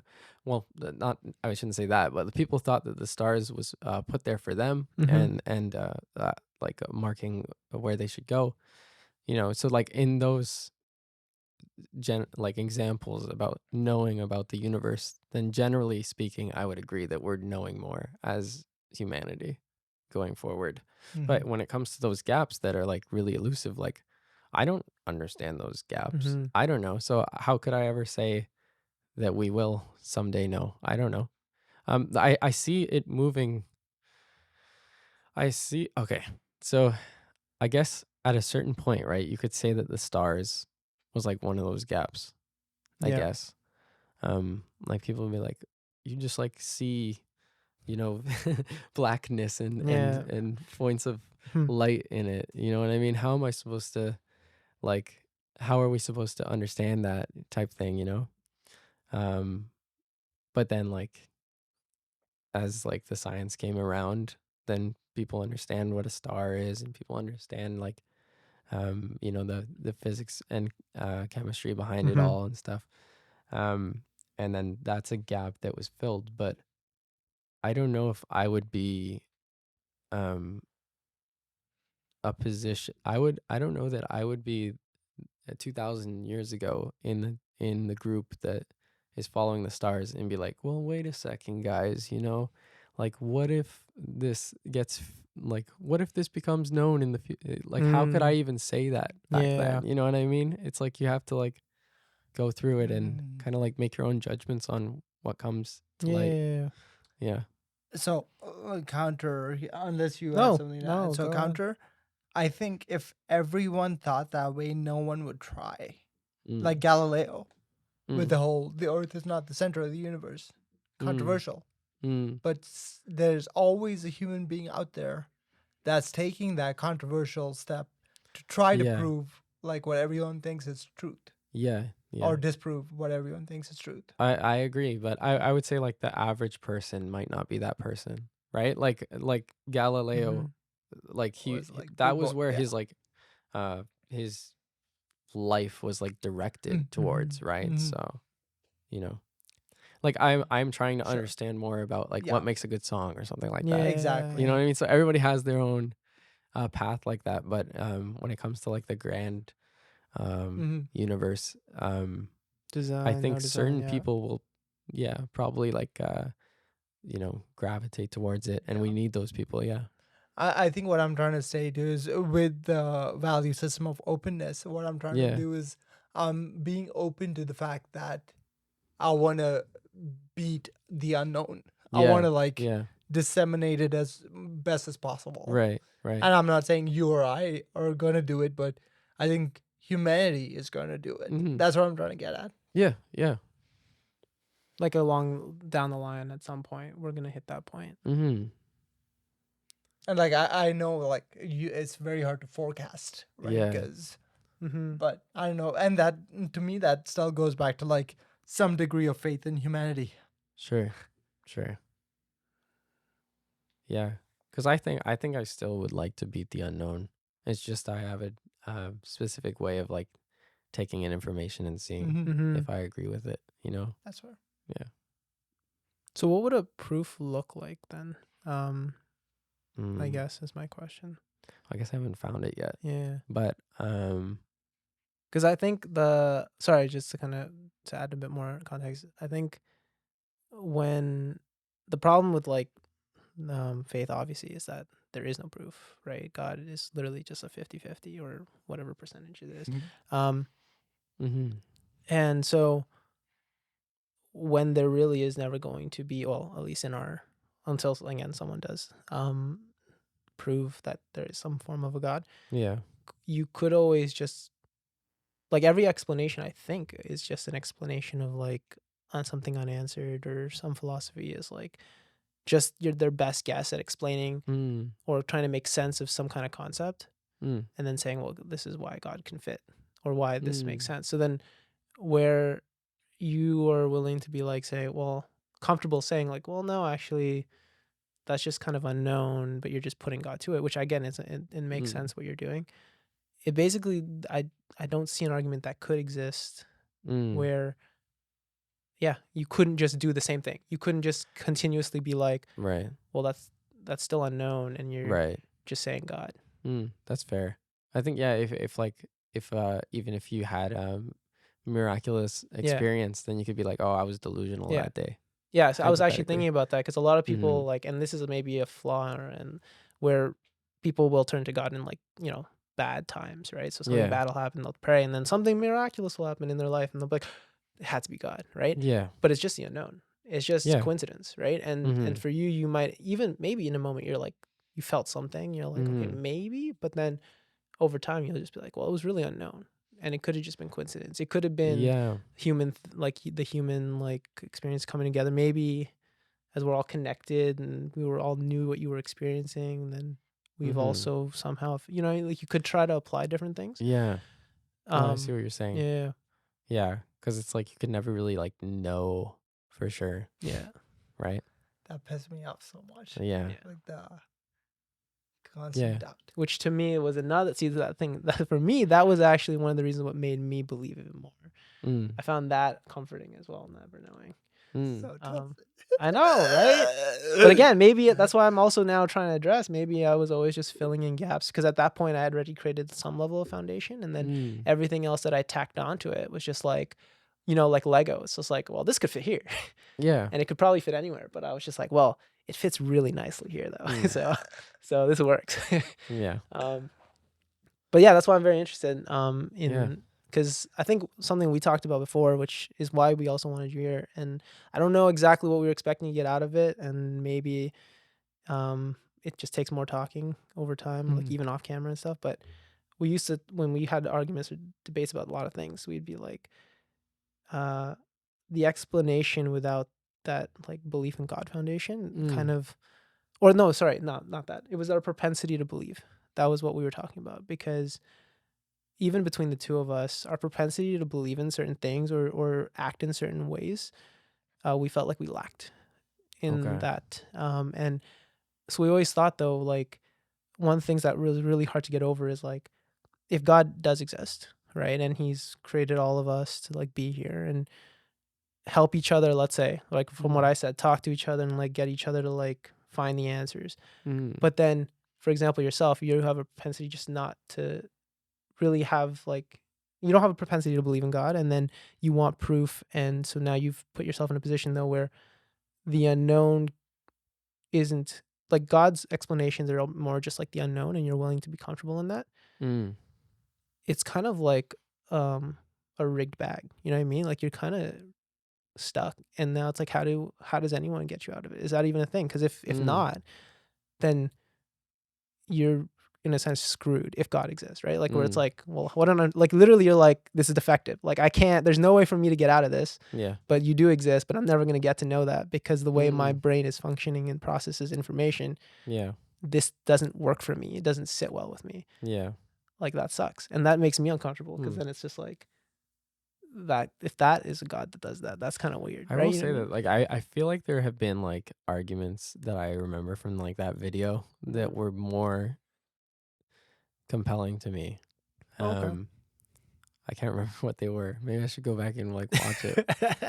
But like I would say that, yeah, like when it comes to filling in the gaps and stuff, Yeah. I do think that I'm kind of like, it's hard for me to just, because it's saying, okay, so your reason for believing should just be kind of like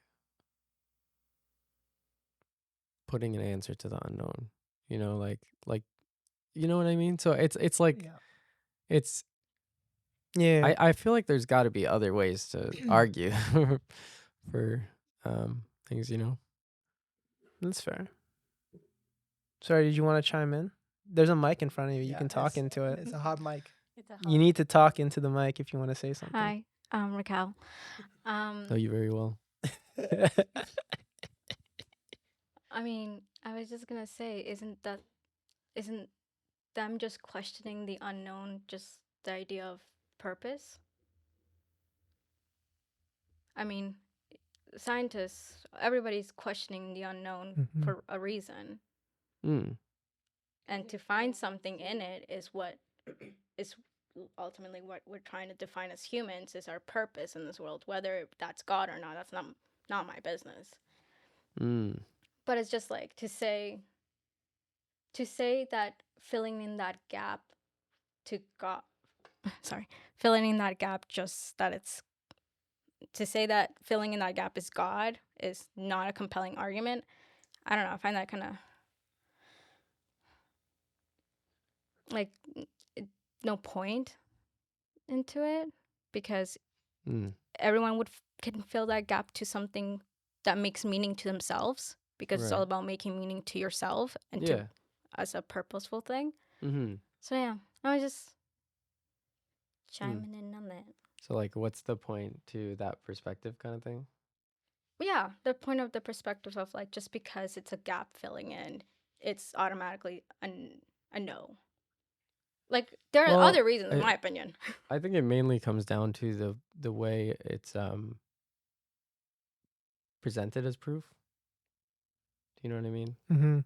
It would be like a doctrine, like the idea that Well, like a doctrine, and also like presented as like this is evidence because nothing could have nothing can explain this unknown but God, right?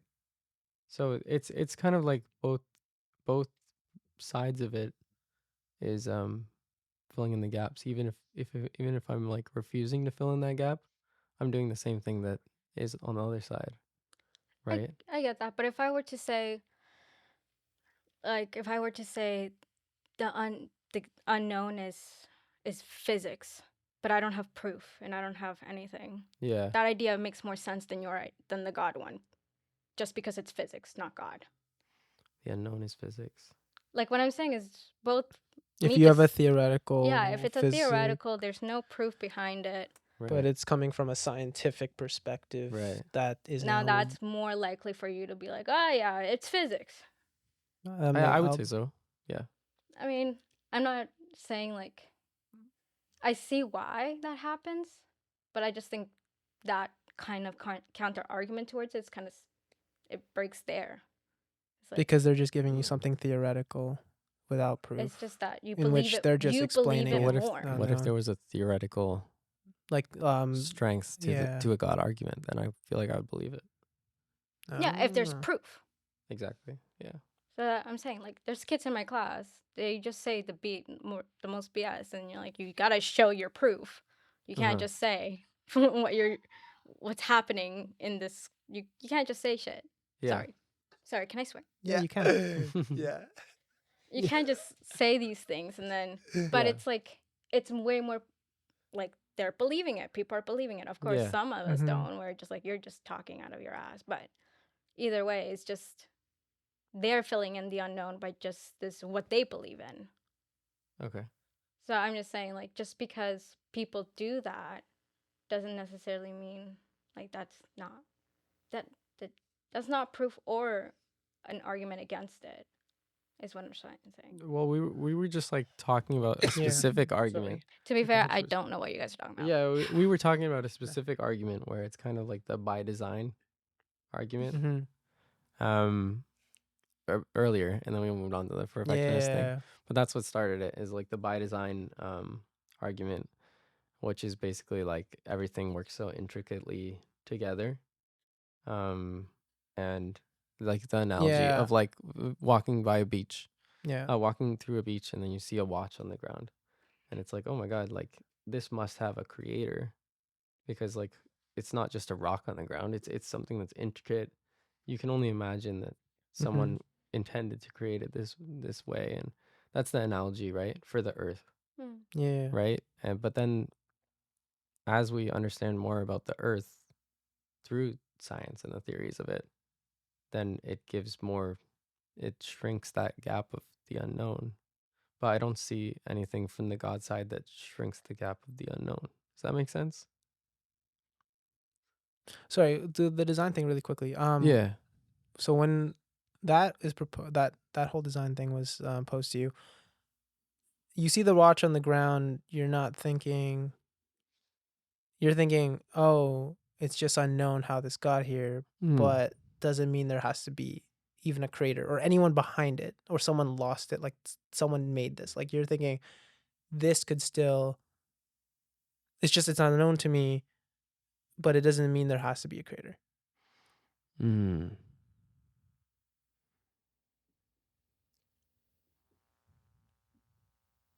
It's unknown to me, but it doesn't mean there has to be a creator.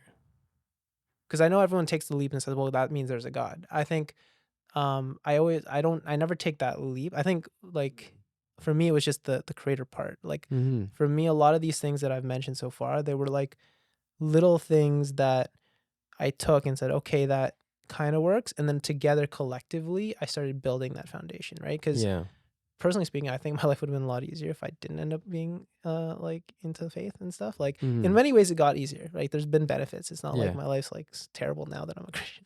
But damn it, it sucks. But it's definitely not been easy as well, right? And so to that point, like the creator thing, it's like, okay, you see the watch though, creator, or like you're like, well, it's unknown and doesn't mean it has to be a creator. Someone will explain to me one day how this watch came to be without a creator being behind it. That's interesting. Do you believe in that? Which? Like that. The creation thing? The creator? Is that a I think foundation in your faith? Like a little bit. Like maybe 5-10%. Like something small. Like it definitely added something where I look at like how things kind of work together, and I go, okay, there is some intricacy to it, and I wouldn't put it past myself to think there was a creator, right?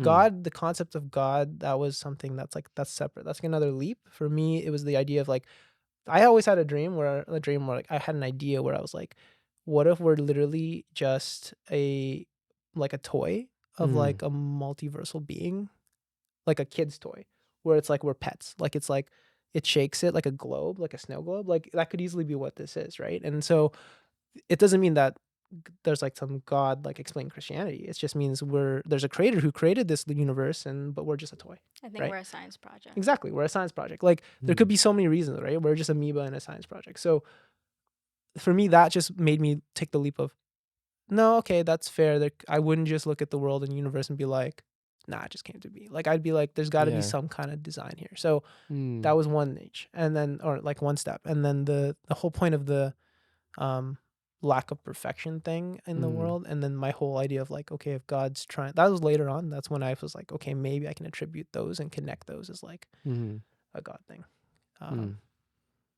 True. Okay, go ahead. Question for Miguel. Yeah. So this designer, Yeah. was it an accident that this Could have been. made us, Could have been. or was it purposeful? Could have been. Based off what the just the design thing, it's irrelevant to me. Like it could have been on by accident. It could have been intentional. It was just the idea is that I couldn't sit on the idea that there was a watch on a beach and I'd be like, yeah, the beach made this. You know what I mean? Like the sand came together and in a perfect But you way. don't think exactly. like that when you see a rock in the sand. Like when I see what, like a perfect pebble, like a perfectly circular pebble, When or you something. when you see nature. Well, Like it just you're seems giving to the example of a watch, which I get. Mm-hmm. But like when you see an everyday nature item, like sand, like a tree. Yeah, and how imperfect it is too, and just how randomly it's there, and because it seems to fit, right? And the idea is that's the point, though. The design of the watch and me seeing it made me think, oh, that someone was behind it or someone made this, is the same thing that led me to think, okay, well, when it comes to the environment, trees, nature, and again, that's minor, but like, yeah, even that, like how it grows, it's like there's some kind of design behind this. Yes, it's all very natural. It all comes Mm. together very naturally, but I think it's like I kind of have like a similar question than she does that she yeah. does. You know, like the whole idea of the the watch being analogous to Mm-hmm. the earth. Like we right now we can say that and understand it because we understand what a watch is Mm-hmm. and we understand like how it's been made and stuff Mm-hmm. and all the intricacies and stuff. I don't think we fully understand all the intricacies of the earth even yet, Yeah. right? Um so then it's like I don't know if they're really a one-to-one. Like I get the argument and Mm-hmm. I feel like it is like it does have some footing about like the whole if like the perspective of Mm-hmm. a person walking on the beach and then seeing a watch, they're Mm-hmm. not going to be like, oh, like this just came together. But I feel like that's because we understand what a watch is. Mm-hmm. You know what I mean? Like if you were just looking, if you didn't know what a watch is Yeah. and you were walking on that same beach and you saw a watch, you're just like, oh, that's some brown color and Mm-hmm. like some hands and I don't know, you wouldn't even call them hands, some sticks and stuff, right? Yeah. So it's kind of so like it's saying in a sense like we know what a watch is, Yeah. and it's very complex. We know that the earth is also complex, but I wouldn't say that B is also like I wouldn't say that we also know B that the earth is this, you know, like we understand it and its intricacies and stuff. So Okay. Yeah. like I mean like A like meaning sorry I didn't even say that like A meaning like the watch is complex Mm-hmm. and B meaning like the watch is like I guess like would we say known in this example like the watch is like understood or like known. I don't know if we would use that word, No, but like pretty much we understand. we understand it. Yeah. Like so A it's Mm-hmm. complex and B we understand it. But can we say the same or true about the earth right now even? Like we understand like more and more about the earth as time Mm-hmm. goes on. And we understand that it seems very complex. But Sorry, define the understanding part. Because, for example, if I yeah. saw like an iPhone, I don't understand how it works or Yeah, everything, yeah. but I know it doesn't fit Sure, here, right? It's sure. more like it's out of place. And I guess you understand what it is a yeah, better way to frame it because it's like you see that's a watch and you're yeah. like, I know what a watch is. Watch tells time. But like if you were to go back Mm-hmm. before watches existed, then maybe you could see that it's complex, I guess, but you don't know what it is. You just see like colors on the Yeah. floor and you don't have a frame of reference. You Mm-hmm. know what I mean? So it's like I don't think it's fair to say it's one to one because we don't have a complete understanding of the earth yet. You know So what I if I mean? were to apply though, like think of something that you like an alien, let's say, dropped Sure. something on the beach and it was something that you didn't understand and Sure. didn't know, but then Sure. you saw it. Wouldn't you still be like, what's this? Like, you know what I mean? Or Yeah, you'd yeah, be yeah. like, oh, it's part of the beach. Like that's Yeah. I think it's more the out of place Out of placeness. of it. Like it doesn't fit within the realms of your reality Okay. that um makes it stand out, I guess. If to argue for you, I guess, or trying to what you're I'd trying to like point to out. take another angle on this because I really like what both of you said about we don't know the unknowns of the Earth itself. Because there's so Mm-hmm. many things Yeah. about because they're doing space travel, whatever. There's so many things just about Earth that we don't Yeah. know. Mm-hmm. Yeah. And going back to your points of understanding and what was the second one? Complexity. Complexity. I think if you look at the evolution of human beings, we've sort of tried to understand and figure out the complexity of each thing. So, for Yeah. example, you'll take a stone Mm-hmm. and you'll sort of like toss it around, whatever, and then eventually you rub them together, and then that's your complexity. You can now create fire from just rocks. And we learned and understood it through that process. Through the Same experience. thing with the Yeah. trees in nature, right? It's Mm-hmm. like you go eat some branches and like, oh, this tastes good, share with my family. and then you go eat some mushrooms, and then some people die, so stay away from that, right? So it's like, now as you understand the levels of complexity, I think what Miguel's saying is this watch has way greater complexity than all the other stuff. So I'm not taking this watch for granted. I'm trying to learn it, understand it, figure out what it does, what it doesn't do, and what utility it provides human beings. And then I just think the watch has way greater utility, and it's just way more complex than like a majority of nature. There's probably things in nature that are way more complex than watches. But I think what we're trying to do is just figure out and understand the complexity of nature and these created things. Yeah. And something that complex kind of like must have a creator is the kind of. And I think what I was trying to do is not discount nature, because nature is Yeah. plenty complex as well. And that's why we keep trying to understand it. Yeah. But you see what happened there is like, maybe it's my bias, but attributing all of this back to the creator thing. Literally, yeah. That's a follow-up question. Why are so many people like trying to figure out the answer to this thing if it's irrelevant? That's what bothers me. Purpose. Sorry? Purpose. Purpose. We're all looking for purpose. We're all looking for a reason that we were created, and we have egos, and we want to say, "Oh, we're so amazing. There's a reason we're so cool." Purpose. That's true. Do you have a purpose? Do you feel like, yeah?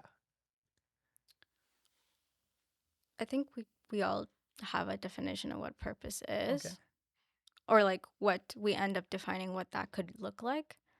And I don't think there's a. Because I'm trying to answer, like, why is it that we are seeking purpose? I think because we got a little bit too. We got a subconscious somehow, and now we're trying to. We know we see ourselves, and we're trying to figure out why we can, who we are, and what are we. How do you, Huckabee, how do you deal with the looking for purpose? That's With what I want to know. My question is like, how then if not religion, what do you look into? Well, I guess like you said, like everyone has their own definition of purpose. My definition, I guess, would just be something that fulfills you, and then the definition of what fulfills you is just something that you enjoy doing, and I guess feels like a journey, I guess. Does that make sense? I don't want to go into like defining what a journey is and stuff like that, yeah. but like that's what I would say. And then like I do think that like it is the music side of things for me. Aside from like that, you know, I don't really like using the own definition. Like I don't really like have another part of my life that feels that much like a journey that I'm enjoying. You know, I consider like my work to be like working so that I can fund the journey of music, right? And means to an end, basically. Exactly. Just part of the dues you got to pay. So that's how I would understand purpose and my purpose. Well, as far as even then afterlife, death, it's just something that's not, it's not uncomfortable or doesn't bother you too much? Or? No, not really. Yeah, not really. But I mean the morals are like I would say like I know I have like certain values, like things that I you know, traits or that I want to embody, or like things that I find more important than others. And I do think that morals are subjective. Like certain ones, if you're not a sociopath or psychopath, with that caveat, are like mostly understood by people.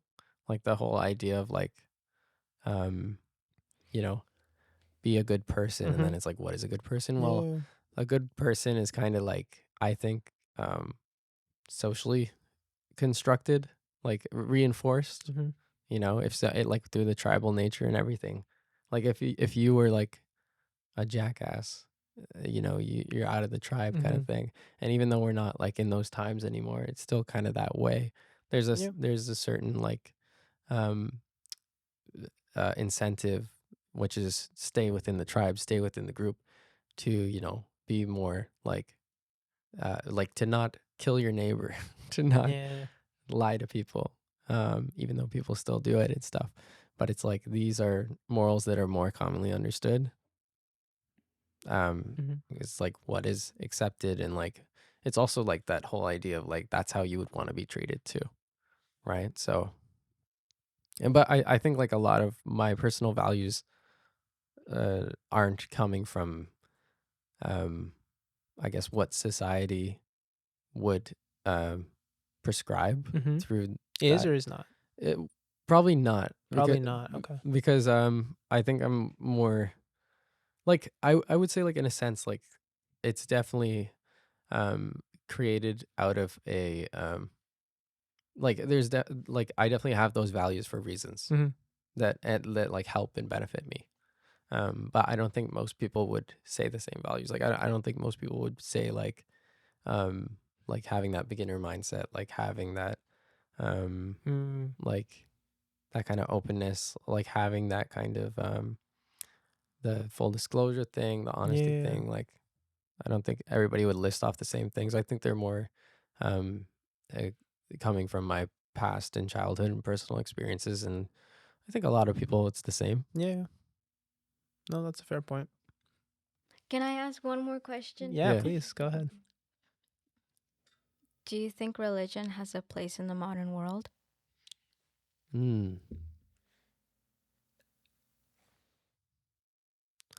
Has a place? Yeah. Expand. I think it helps a lot of people like have that purpose, Mm-hmm. especially when they don't necessarily stumble into one on their own. And I think it's probably pretty important that people live lives that they're like not necessarily like the most fulfilled person in the world, but you want to have some sense of purpose. You want to have some sense of what I'm doing here is valued and important, and I'm on a journey, right? Like you're kind of, So I think that for a lot of people, religion gives that purpose, and that's a good thing to have purpose. So why not? No, it's a fair point. Yeah. I think there are pros and cons. Yeah, I think but that's for everything. I think there are cons, especially back in like imperialist days and stuff. For sure, you see more of that. But yeah, I mean, in the modern world, I think it's more like it's almost I don't know if I would say like just, but like it's more righteous than it's been, right? Because like before, like I don't know if I'd say righteous than it's been, but like it's doing more good Now? from my perspective. Yeah, because like back then, like it was like used as the prime motivator for, like war crimes and like conquering and stuff like that, right? So there's not so much of that anymore. A lot a lot of what religion is used for now is giving people purpose. So then, it has a nicer tone to it these days, I would say. No, it's true. Yeah, I think I agree with that. I just only made my comment because I was thinking about like some of the negatives that come from it, but it's more again how people take it, not so much what the religion itself is. So yeah, that's a fair point. Question, because I don't know enough about like Christianity, to be honest, but like my understanding was that the objective morality tied to Christianity was the commandments. Is that true? It's to the best of my knowledge, it's a distillation of objective morality. Yes. Yeah. And I think there's like some commandments that are like totally irrelevant today, right? Like there's a couple that like there's like do not lie, do not kill, do not steal, but there's a couple ones that was like I can't remember what it was, like don't like covet your neighbor's wife. Well, no, that I think people would still. No, that one's still I was just. It's like don't take the Lord's name in vain. There was 10, right? Yeah. I can't remember those other Keep two. the Sabbath day holy. Is there anyone here who would know them? All 10? Yeah. Off the top of my head, I feel like I'd be iffy on a couple. I know them. Like I can go 1 to 10, but it's like, do you want me to list some of them to see which ones are not? Yes, please. applicable? Yes, please.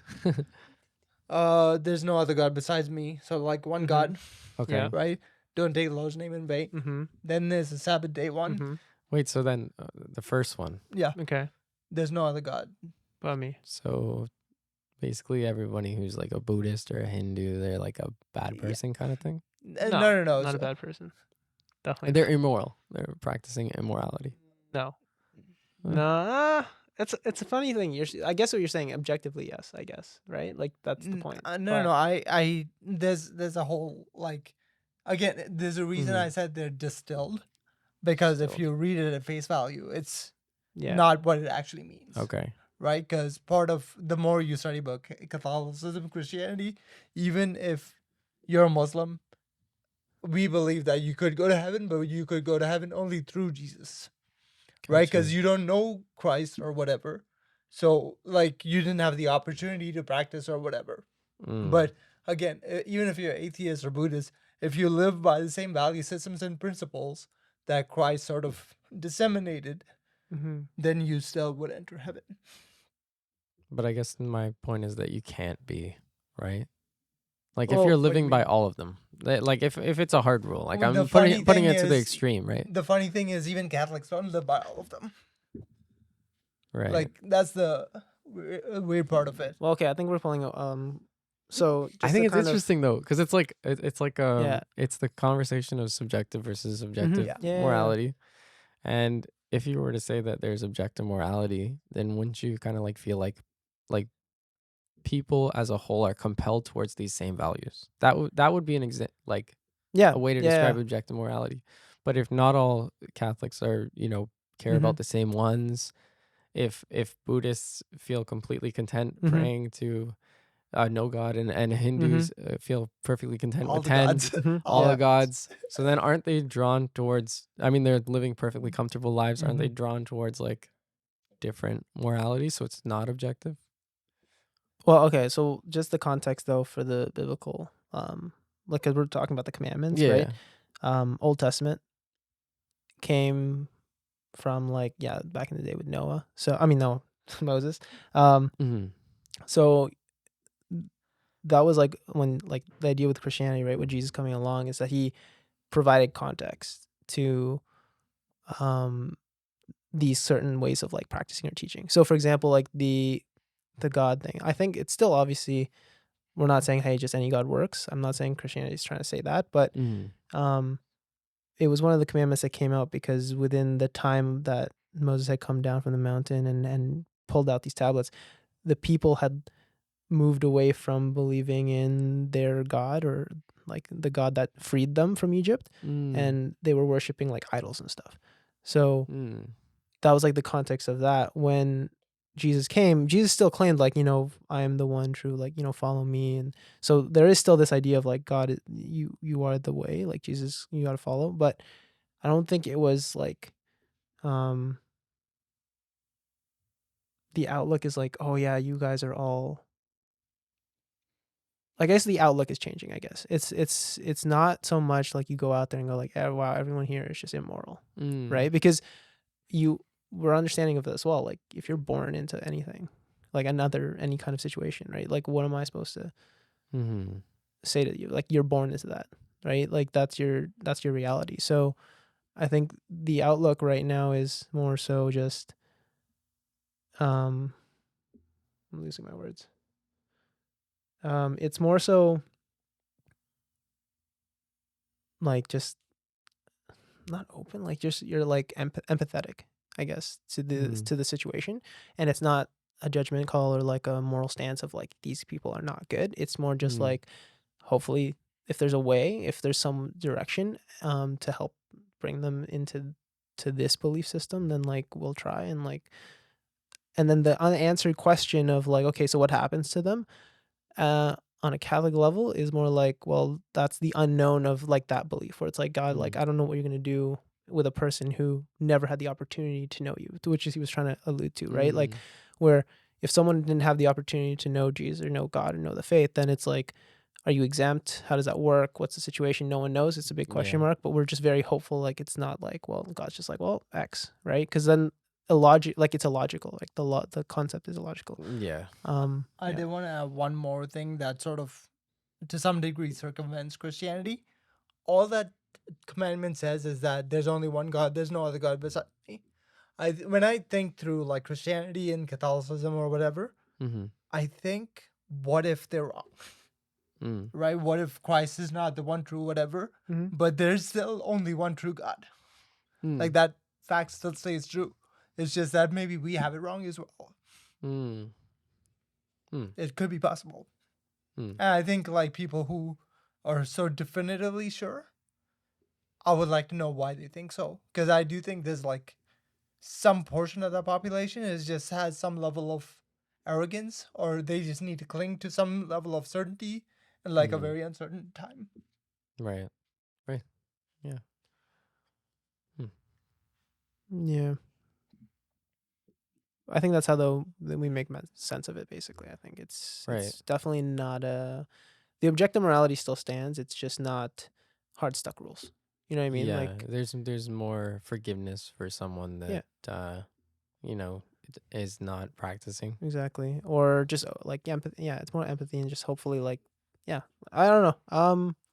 And then there's also like what you were saying, like there's some level of accepted uncertainty now, right? Yeah. Kind of a little bit of what you're saying Well, I think that depends versus. on the person, though. I think within like, because Mhm. he's speaking from his perspective, we're Yeah. not. Yeah.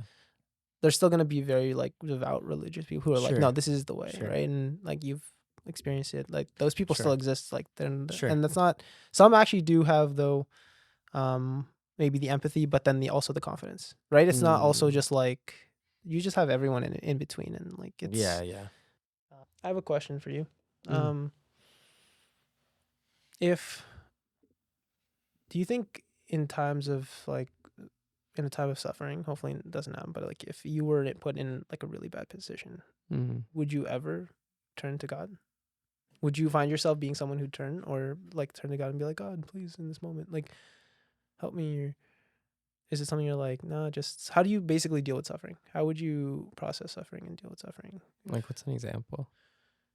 Um, I don't like talking about things or giving examples just because it's the like awkwardness of like, oh, I hope it doesn't happen, knock on wood. You Yeah. know what I Yeah. mean? It's just weird to say, and then but Like if disease or something, yeah. right? Something or someone in friends, family, something bad happens. It's just like anything, just negative. Something, I don't know if I could say for sure. yeah. Luckily I've never been in a position Yeah, like right? that That's yet. what I mean. Like I don't want to like put something on you like Yeah, that. yeah, yeah. It's weird to say. I don't know if I could say for sure. I don't know. I feel like I could like come up with a fantasy, but I don't know. No, that's interesting. Yeah, I was so something else we talked about where it's just like, what is it? What would you where does your support system come from, or how does like, because it's again, there's like unknowns, right? People, it's like an unknown why this is happening, and then some people cling Yeah. to it, some people don't, because it's like, why should I, right? Oh. Okay, so like let's say I got a disease or something Yeah, like that. It's like why me kind of that kind of, kind of yeah. If I mentality. could, yeah, How do I reconcile with that? Or like yeah, how would I view that? I can't really see myself asking that. yeah. Okay, Why me? Like I feel like I would just be like, what is practical. happening? Okay, You know what I mean? How much time do I have left? Kind of thing. This sucks. yeah, This is really shit. Those kind yeah. of thoughts versus Yes. yeah, I can see Looking for like more answers or something. Yeah. Yeah, yeah, for sure. You kind of just accept the unknown for being unknown, and just like, Yeah, kind of, right? I think so. I think what I'm hearing is more of the pragmatic. What's happening? How long is it gonna last? And when can I sort of like Yeah, what figure can it I out? get an answer to Yeah. right now? It's more of the pragmatic instead Mhm. of the Yeah. causal. I don't know. I always think I'm kind of that kind of person in a sense. I think certain things like for sure I'm biased towards not looking at. But I think for the most part, I've always been the type of person that's like I want to see the danger that's coming or I want to Yeah. see what like is happening. Like for example, like it's a weird thing to bring up. I hope she never sees this, Okay. right? when she We'll just beep out the part where you said the okay and then just when she's driving shotgun and my dad was driving the Okay. car Yeah. and somebody's turning in kind of sort of aggressively. I don't Yeah. know. She always has the panic about it, right? She go like this, and then I would always get so frustrated. I'm like, wouldn't you want to see if it was about to happen? Like, wouldn't you want to know that, like, brace for impact and stuff like that? But like, it's like worse to like not look. Yeah. In a sense, is how I see it. That's actually so interesting. It's Mm. like, Because like if you saw it, you could be like, move the car or something like that. But if you're just doing this and hoping they don't hit you, then that's like, sorry, is this a weird thing to kind of make a comparison to? But it's okay. So in that situation, right? Um, the person is a believer of like God or faith, right? true. But then in the situation where something's bad's about to happen, they turn away and like just don't want to like they want to be ignorant to it, right? But couldn't that be said of someone who like for such as yourself who's atheist, who like have like death is coming and like there's a potential hell? It's just like, well, who knows? Like it's the same thing, right? It's like close your eyes and just be like fingers crossed, right? Right. Instead of being like, well, let me do something to like prepare for it. Yeah. Keep my eyes open and try to figure out what's going on. That's a fair point. Right? I think what I'd say in response to that is like when there is an answer to be found that I can see in front of me, I'm going to look at it. I'm going to like, you know what I mean? But anyway, when it comes to like an afterlife, I don't know what like what I could Google or like who I could ask that would tell me the definitive answer. So I think it's a little different, but yeah. No, yeah, for sure. Yeah, for sure. yeah. I just thought it was funny because I was wondering though if it was like a trait of like people where it's like, oh, you foresee certain things and you're willing to like look, and then for others you're like willing to close your eyes. Well, I saw a headline that was like proof that afterlife is out. I'm like, I'm looking at that shit. Right. You know, I want to read it. like I'm not gonna like. Yeah. No, that's fair. That's fair. Yeah. That's a good thing, to be honest. I think the scary like tricks that my brain plays on me because of like thinking of demons and spirits and stuff. Yeah. Oh, it's the worst. I hate it so much. That's why I hate watching anything like demonic when it comes to scary movies. Yeah. Psychs me out so much. I hate it. Yeah.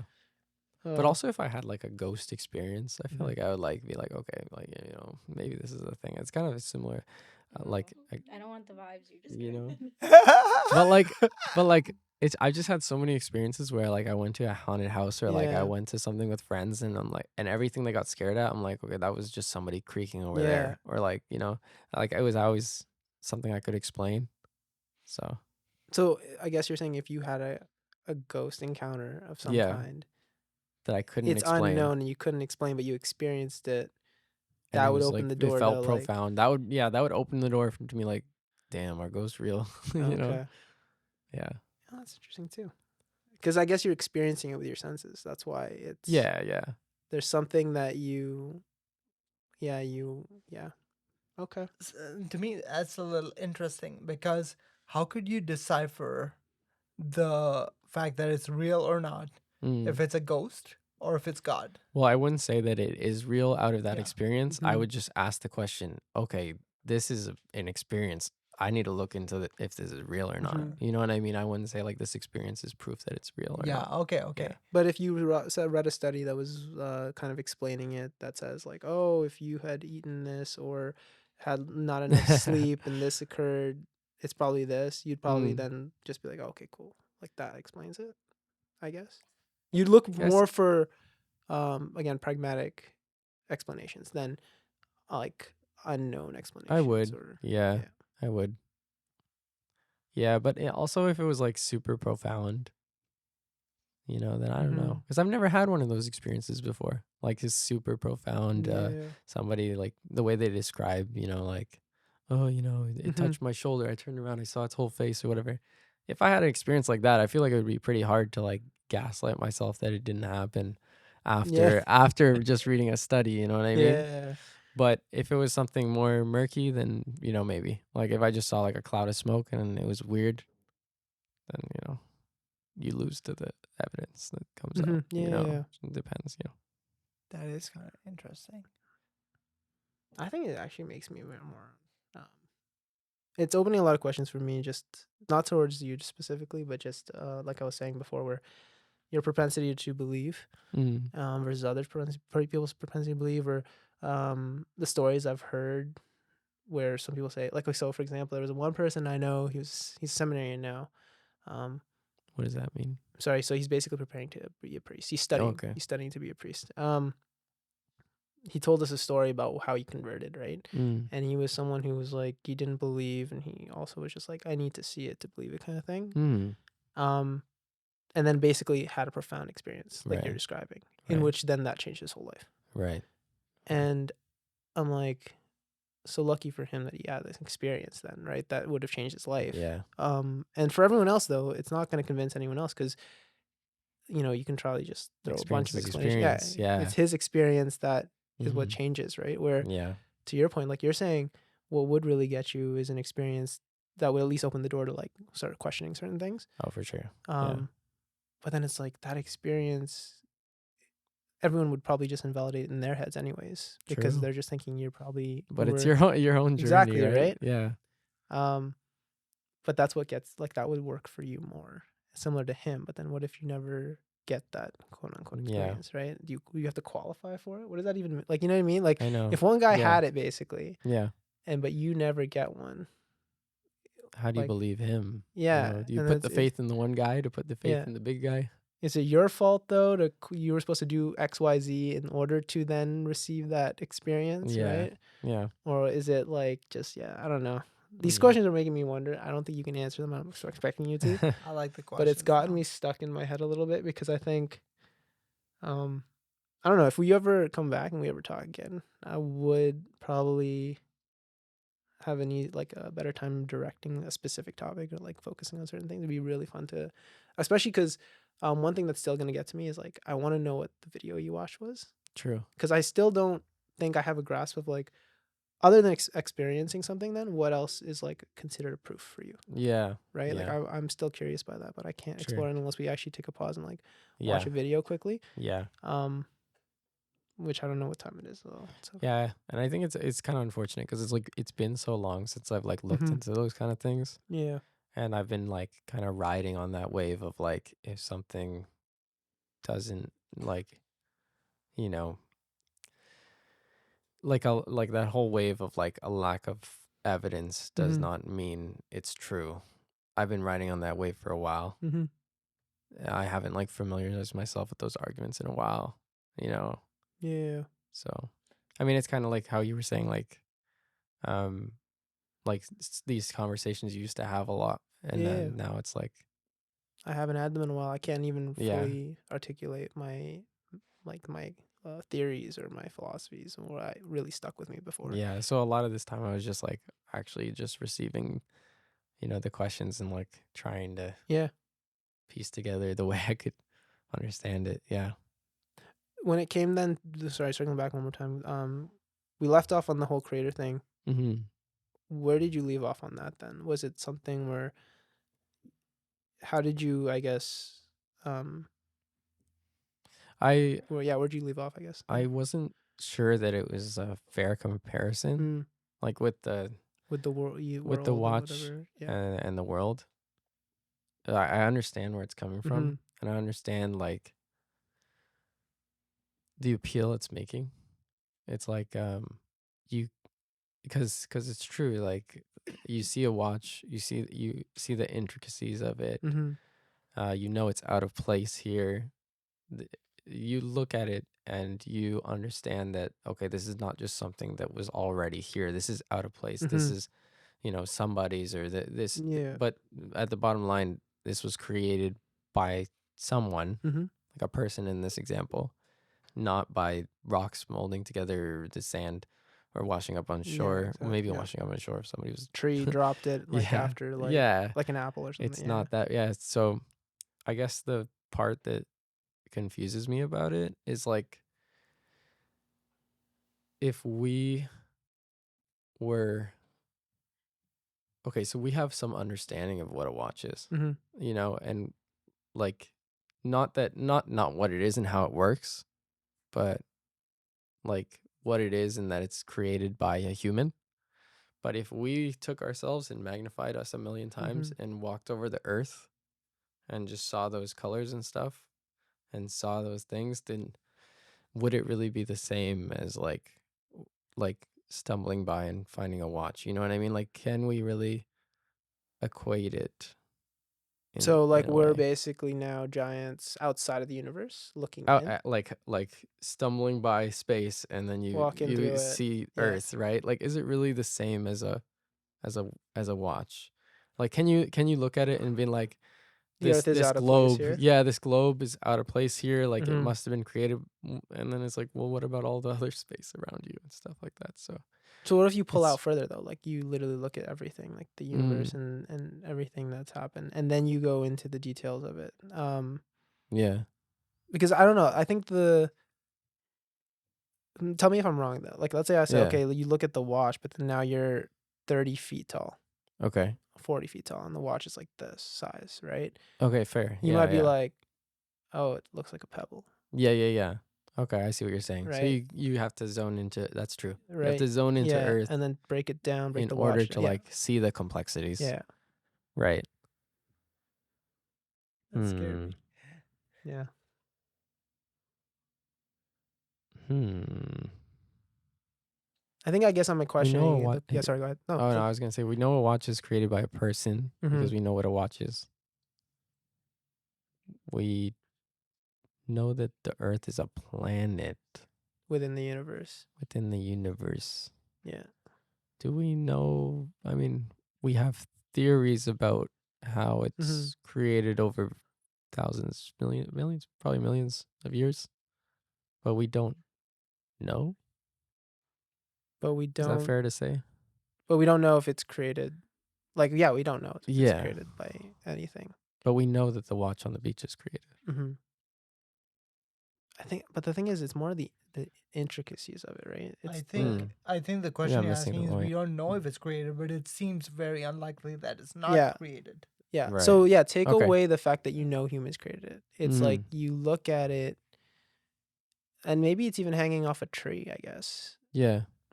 I don't know. It's sorry. We have this person on the side going crazy. Go ahead, please. I'm sorry. I don't think it's a fair comparison, Okay. only because when we look at the watch, Mm-hmm. we can assume that there's a purpose to it by the intricacies. You know, When you you're look at a saying watch, you you're assume. looking at a watch and you're seeing the complexities of Mm-hmm. the watch, Yeah. and then you're comparing that to the complexities of the universe. But the Yeah. fact is, there's so much of the universe that it's not that it doesn't make sense, it's that it's so not helping each other. There's so much going on that's fighting, and there's no, they're not working together. It's not like in watches where there's screws and they're like Mm-hmm. connecting and things are happening. There's things that are going against each other all the time. Mm. That's a good point. Okay. Yeah. So I'm just The Earth saying, is like, not one unit with a specific function. they Earth is a they bunch of different things, yeah. and some of the time it's not perfectly harmonious. I mean, think of the earthquake that just happened recently. Like that Mm-hmm. came from two things that weren't the two oh my god. Like, So the The funny two thing is, I plates, still they hit think each that other. They weren't misses the supposed point that or I'm trying supposed to, whatever that means. to pose. Where, so I get what you're saying, but then I guess I had an explanation for that, which was the whole like things don't need to be imperfect. Like they're not meant to be perfect design in which everything just works super harmoniously. But within this next time be on the pod. We now see the occurrences now. It wasn't before. Hmm? It wasn't working like that. You're not sorry, I can't. We reached an equilibrium. We're seeing the equilibrium now, but it's always going back and forth, and things are changing, and things are happening right now and are very in front of us, but we can't see it or feel it, but it's happening. Mm-hmm. So your point is though, sorry. That there's no, it's not like a straightforward thing. Mm-hmm. It's just things hit each other, and now something new just happened.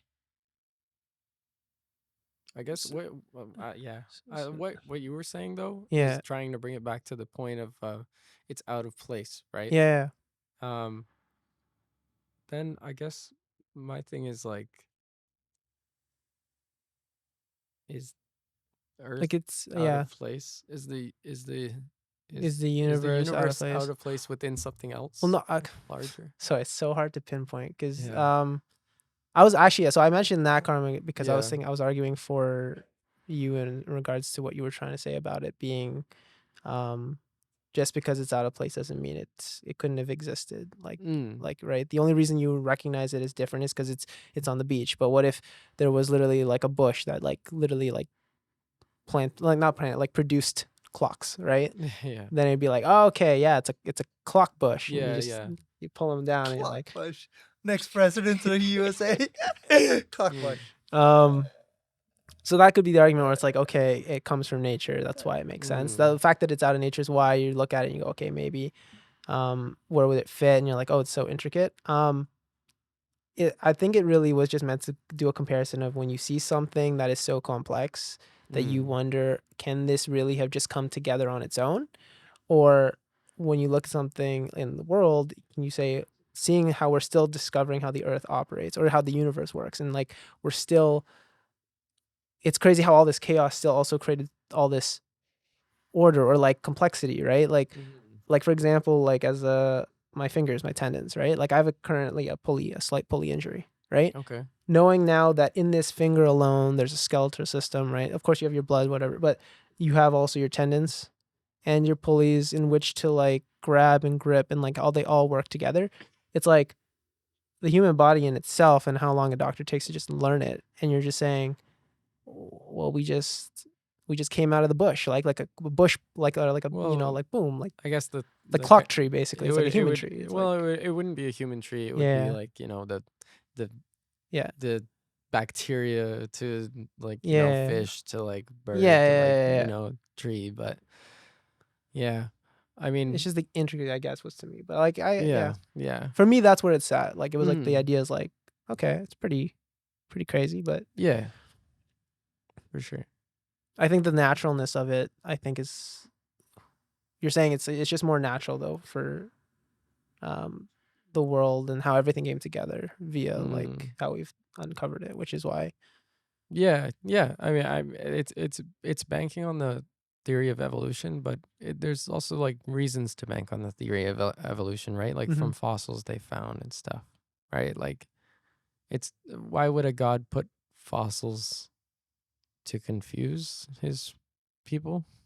You know what I mean? Like oh, well, fossils of yeah. like ancient species that are like extinct. You know what I mean? So it's yeah.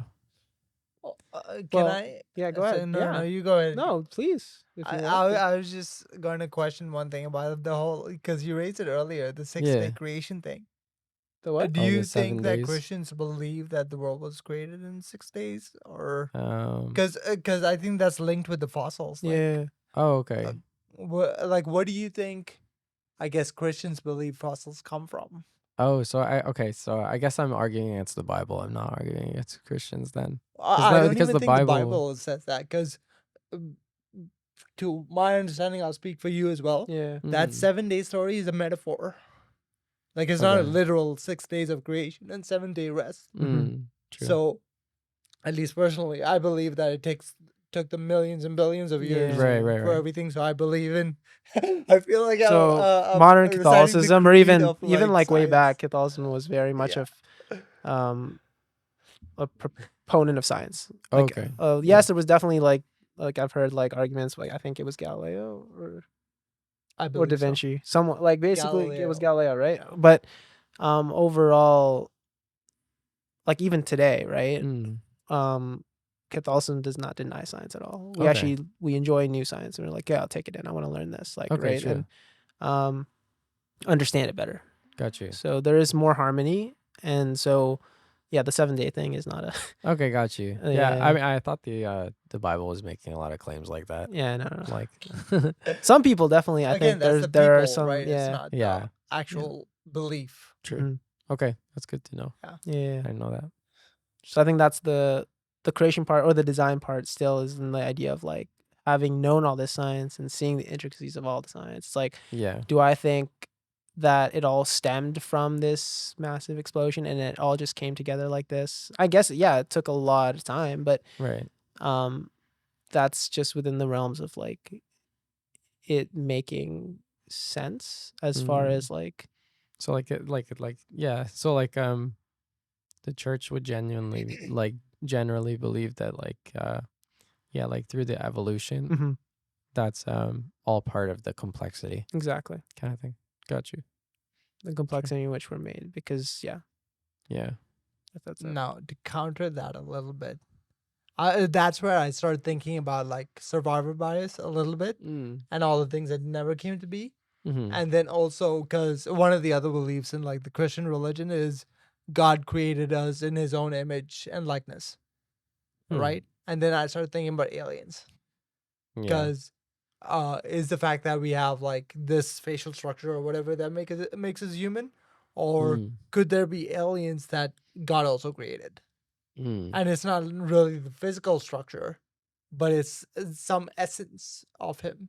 And someone might say that yeah, that like what you said, I was gonna like literally say the last sentence you said, like yeah, the the the in his image could be like life, or like could be like, you know, um just like the human desire for Yeah. connection, or it could be like, shared experience kind of thing, Mm, But then right? when I zoom into that, I'm like, would aliens be more like animals? Because another thing Christians believe is animals don't have souls, Okay. right? So would they be like human likeness, or are they just like another species of animal? Mm. Like sometimes I just stay up thinking about those things.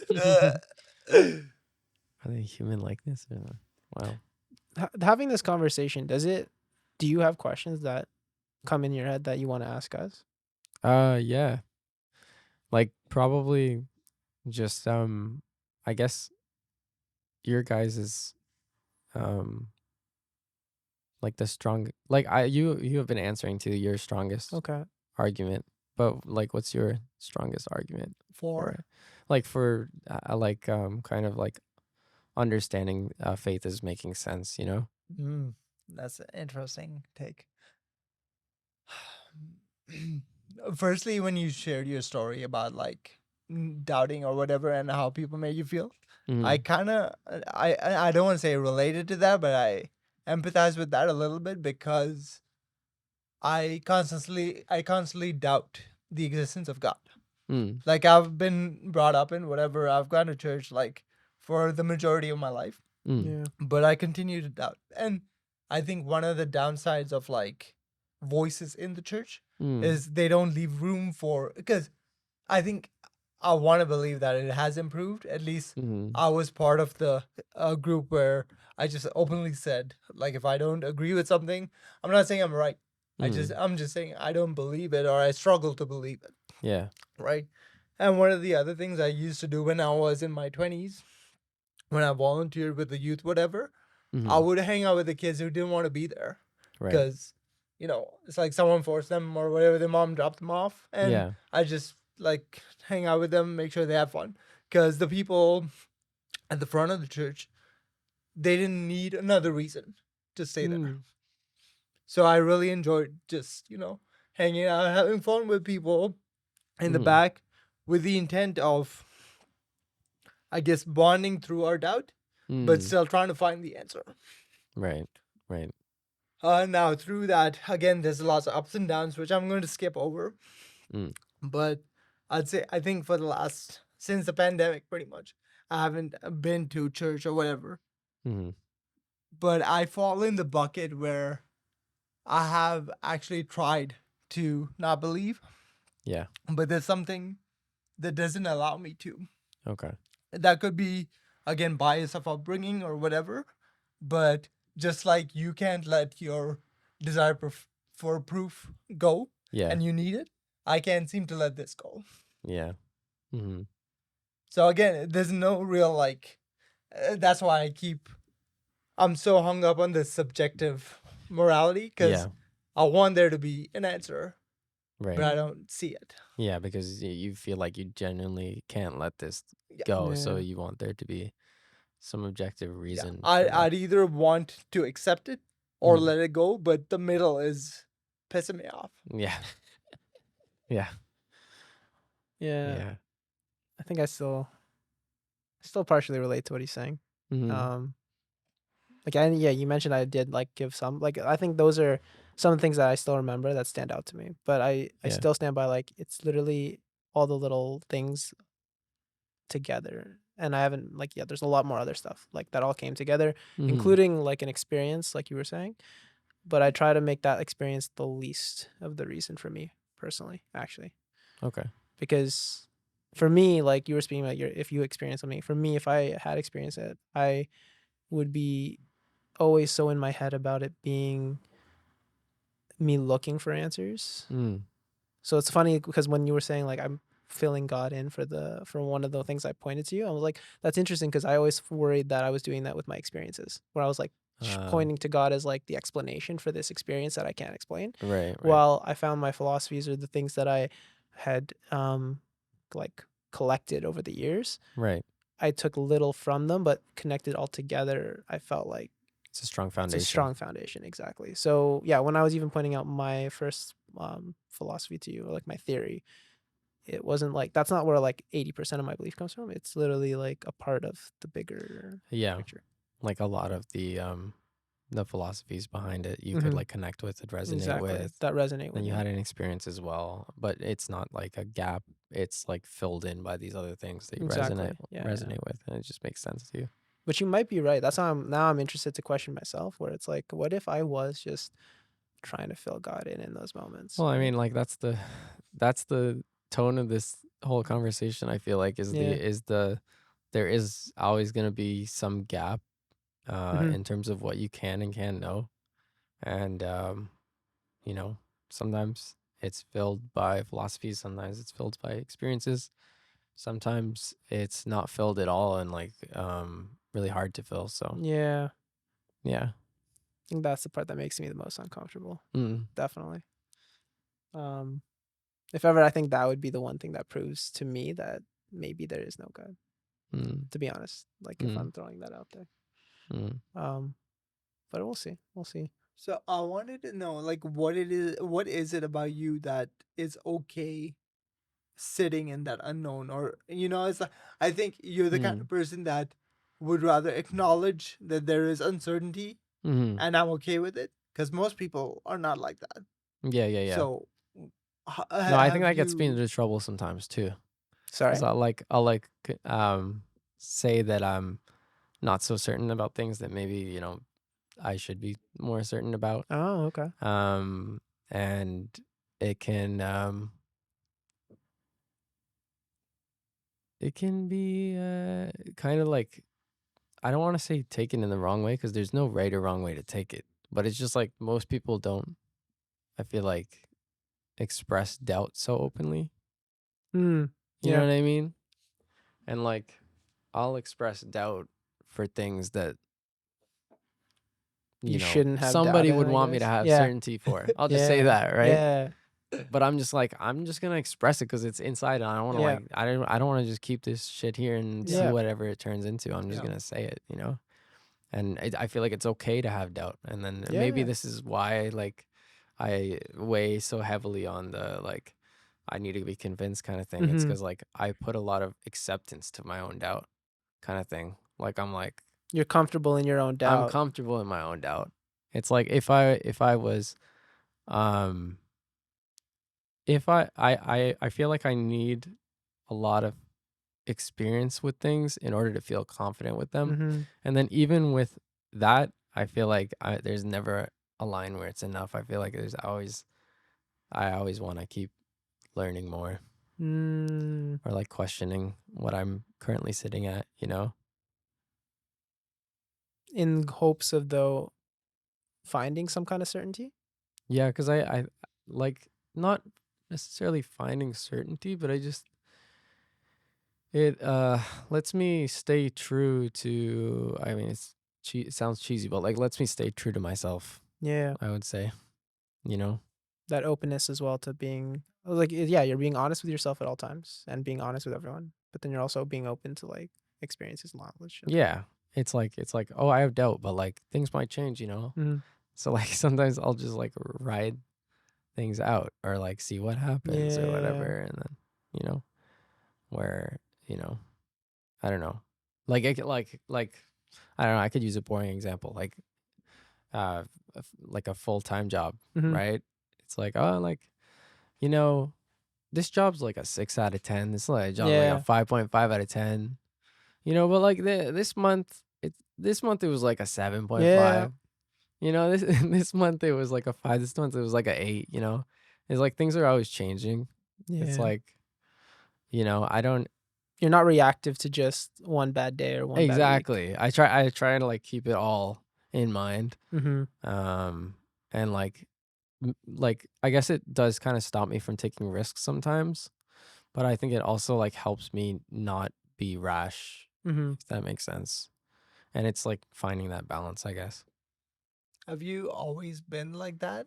Or like is this part of your like persona, essence, whatever? Or did you learn how to live with the doubt or uncertainty? That's a good question. Essentially, nurture nature. Is it right? Well, I'm trying to like I'll use myself as a quick example. I tend to be very extreme. It's Okay. not something that I like practiced or whatever Mhm. by my nature or whatever. Yeah. I can't stay in the middle. Like I Right. either like go all out or I won't even play. And you've always been like that. Yeah. Yeah. And that's sort of part of my identity or whatever. Right. So whereas other things I've like learned to improve on or have Right. regressed on, whatever, Right. right? Right. So is this ability to withstand doubt, which is a very rare quality in people, is it part of your nature or have you like learned how to deal with it and like improved on it? Um I think it's mostly due to experiences. I think I don't trust in anything, Okay. to be honest. And I'm Mm. always like questioning, like, you know, and I could go into like family dynamics in childhood and Yeah. like what I've witnessed and stuff, but I just always have this kind of like don't have like blind confidence in things, Mm-hmm. like, kind of like keep make measured decisions based on the big picture kind of thing. you know I think I've always had that. Probably not when I was like a little kid, because I can't remember doing that when I was a little kid, but like Yeah. for a while at least, maybe since like teens or late teens or whatever. Yeah. But yeah. So I'm gonna cut in. I think this is actually a good time to Yeah, I cut think it. so. Okay. Stop it. Mm-hmm. So we'll like cut for this one. This Cool. might even have to be put into two. It's like 3+ hours. Yeah, yeah. We Do you don't go want to this long record a normally. sign off or something? Kind of. We always do it like this. It's literally just like I'm gonna cut it, and then I go see you guys next week or 2 weeks from now, and we'll just do this again hopefully sometime. Sorry, I coughed during that. Was No, that your sign you're off? totally fine. Okay. Don't worry. That it'll go. It'll work. Trust me.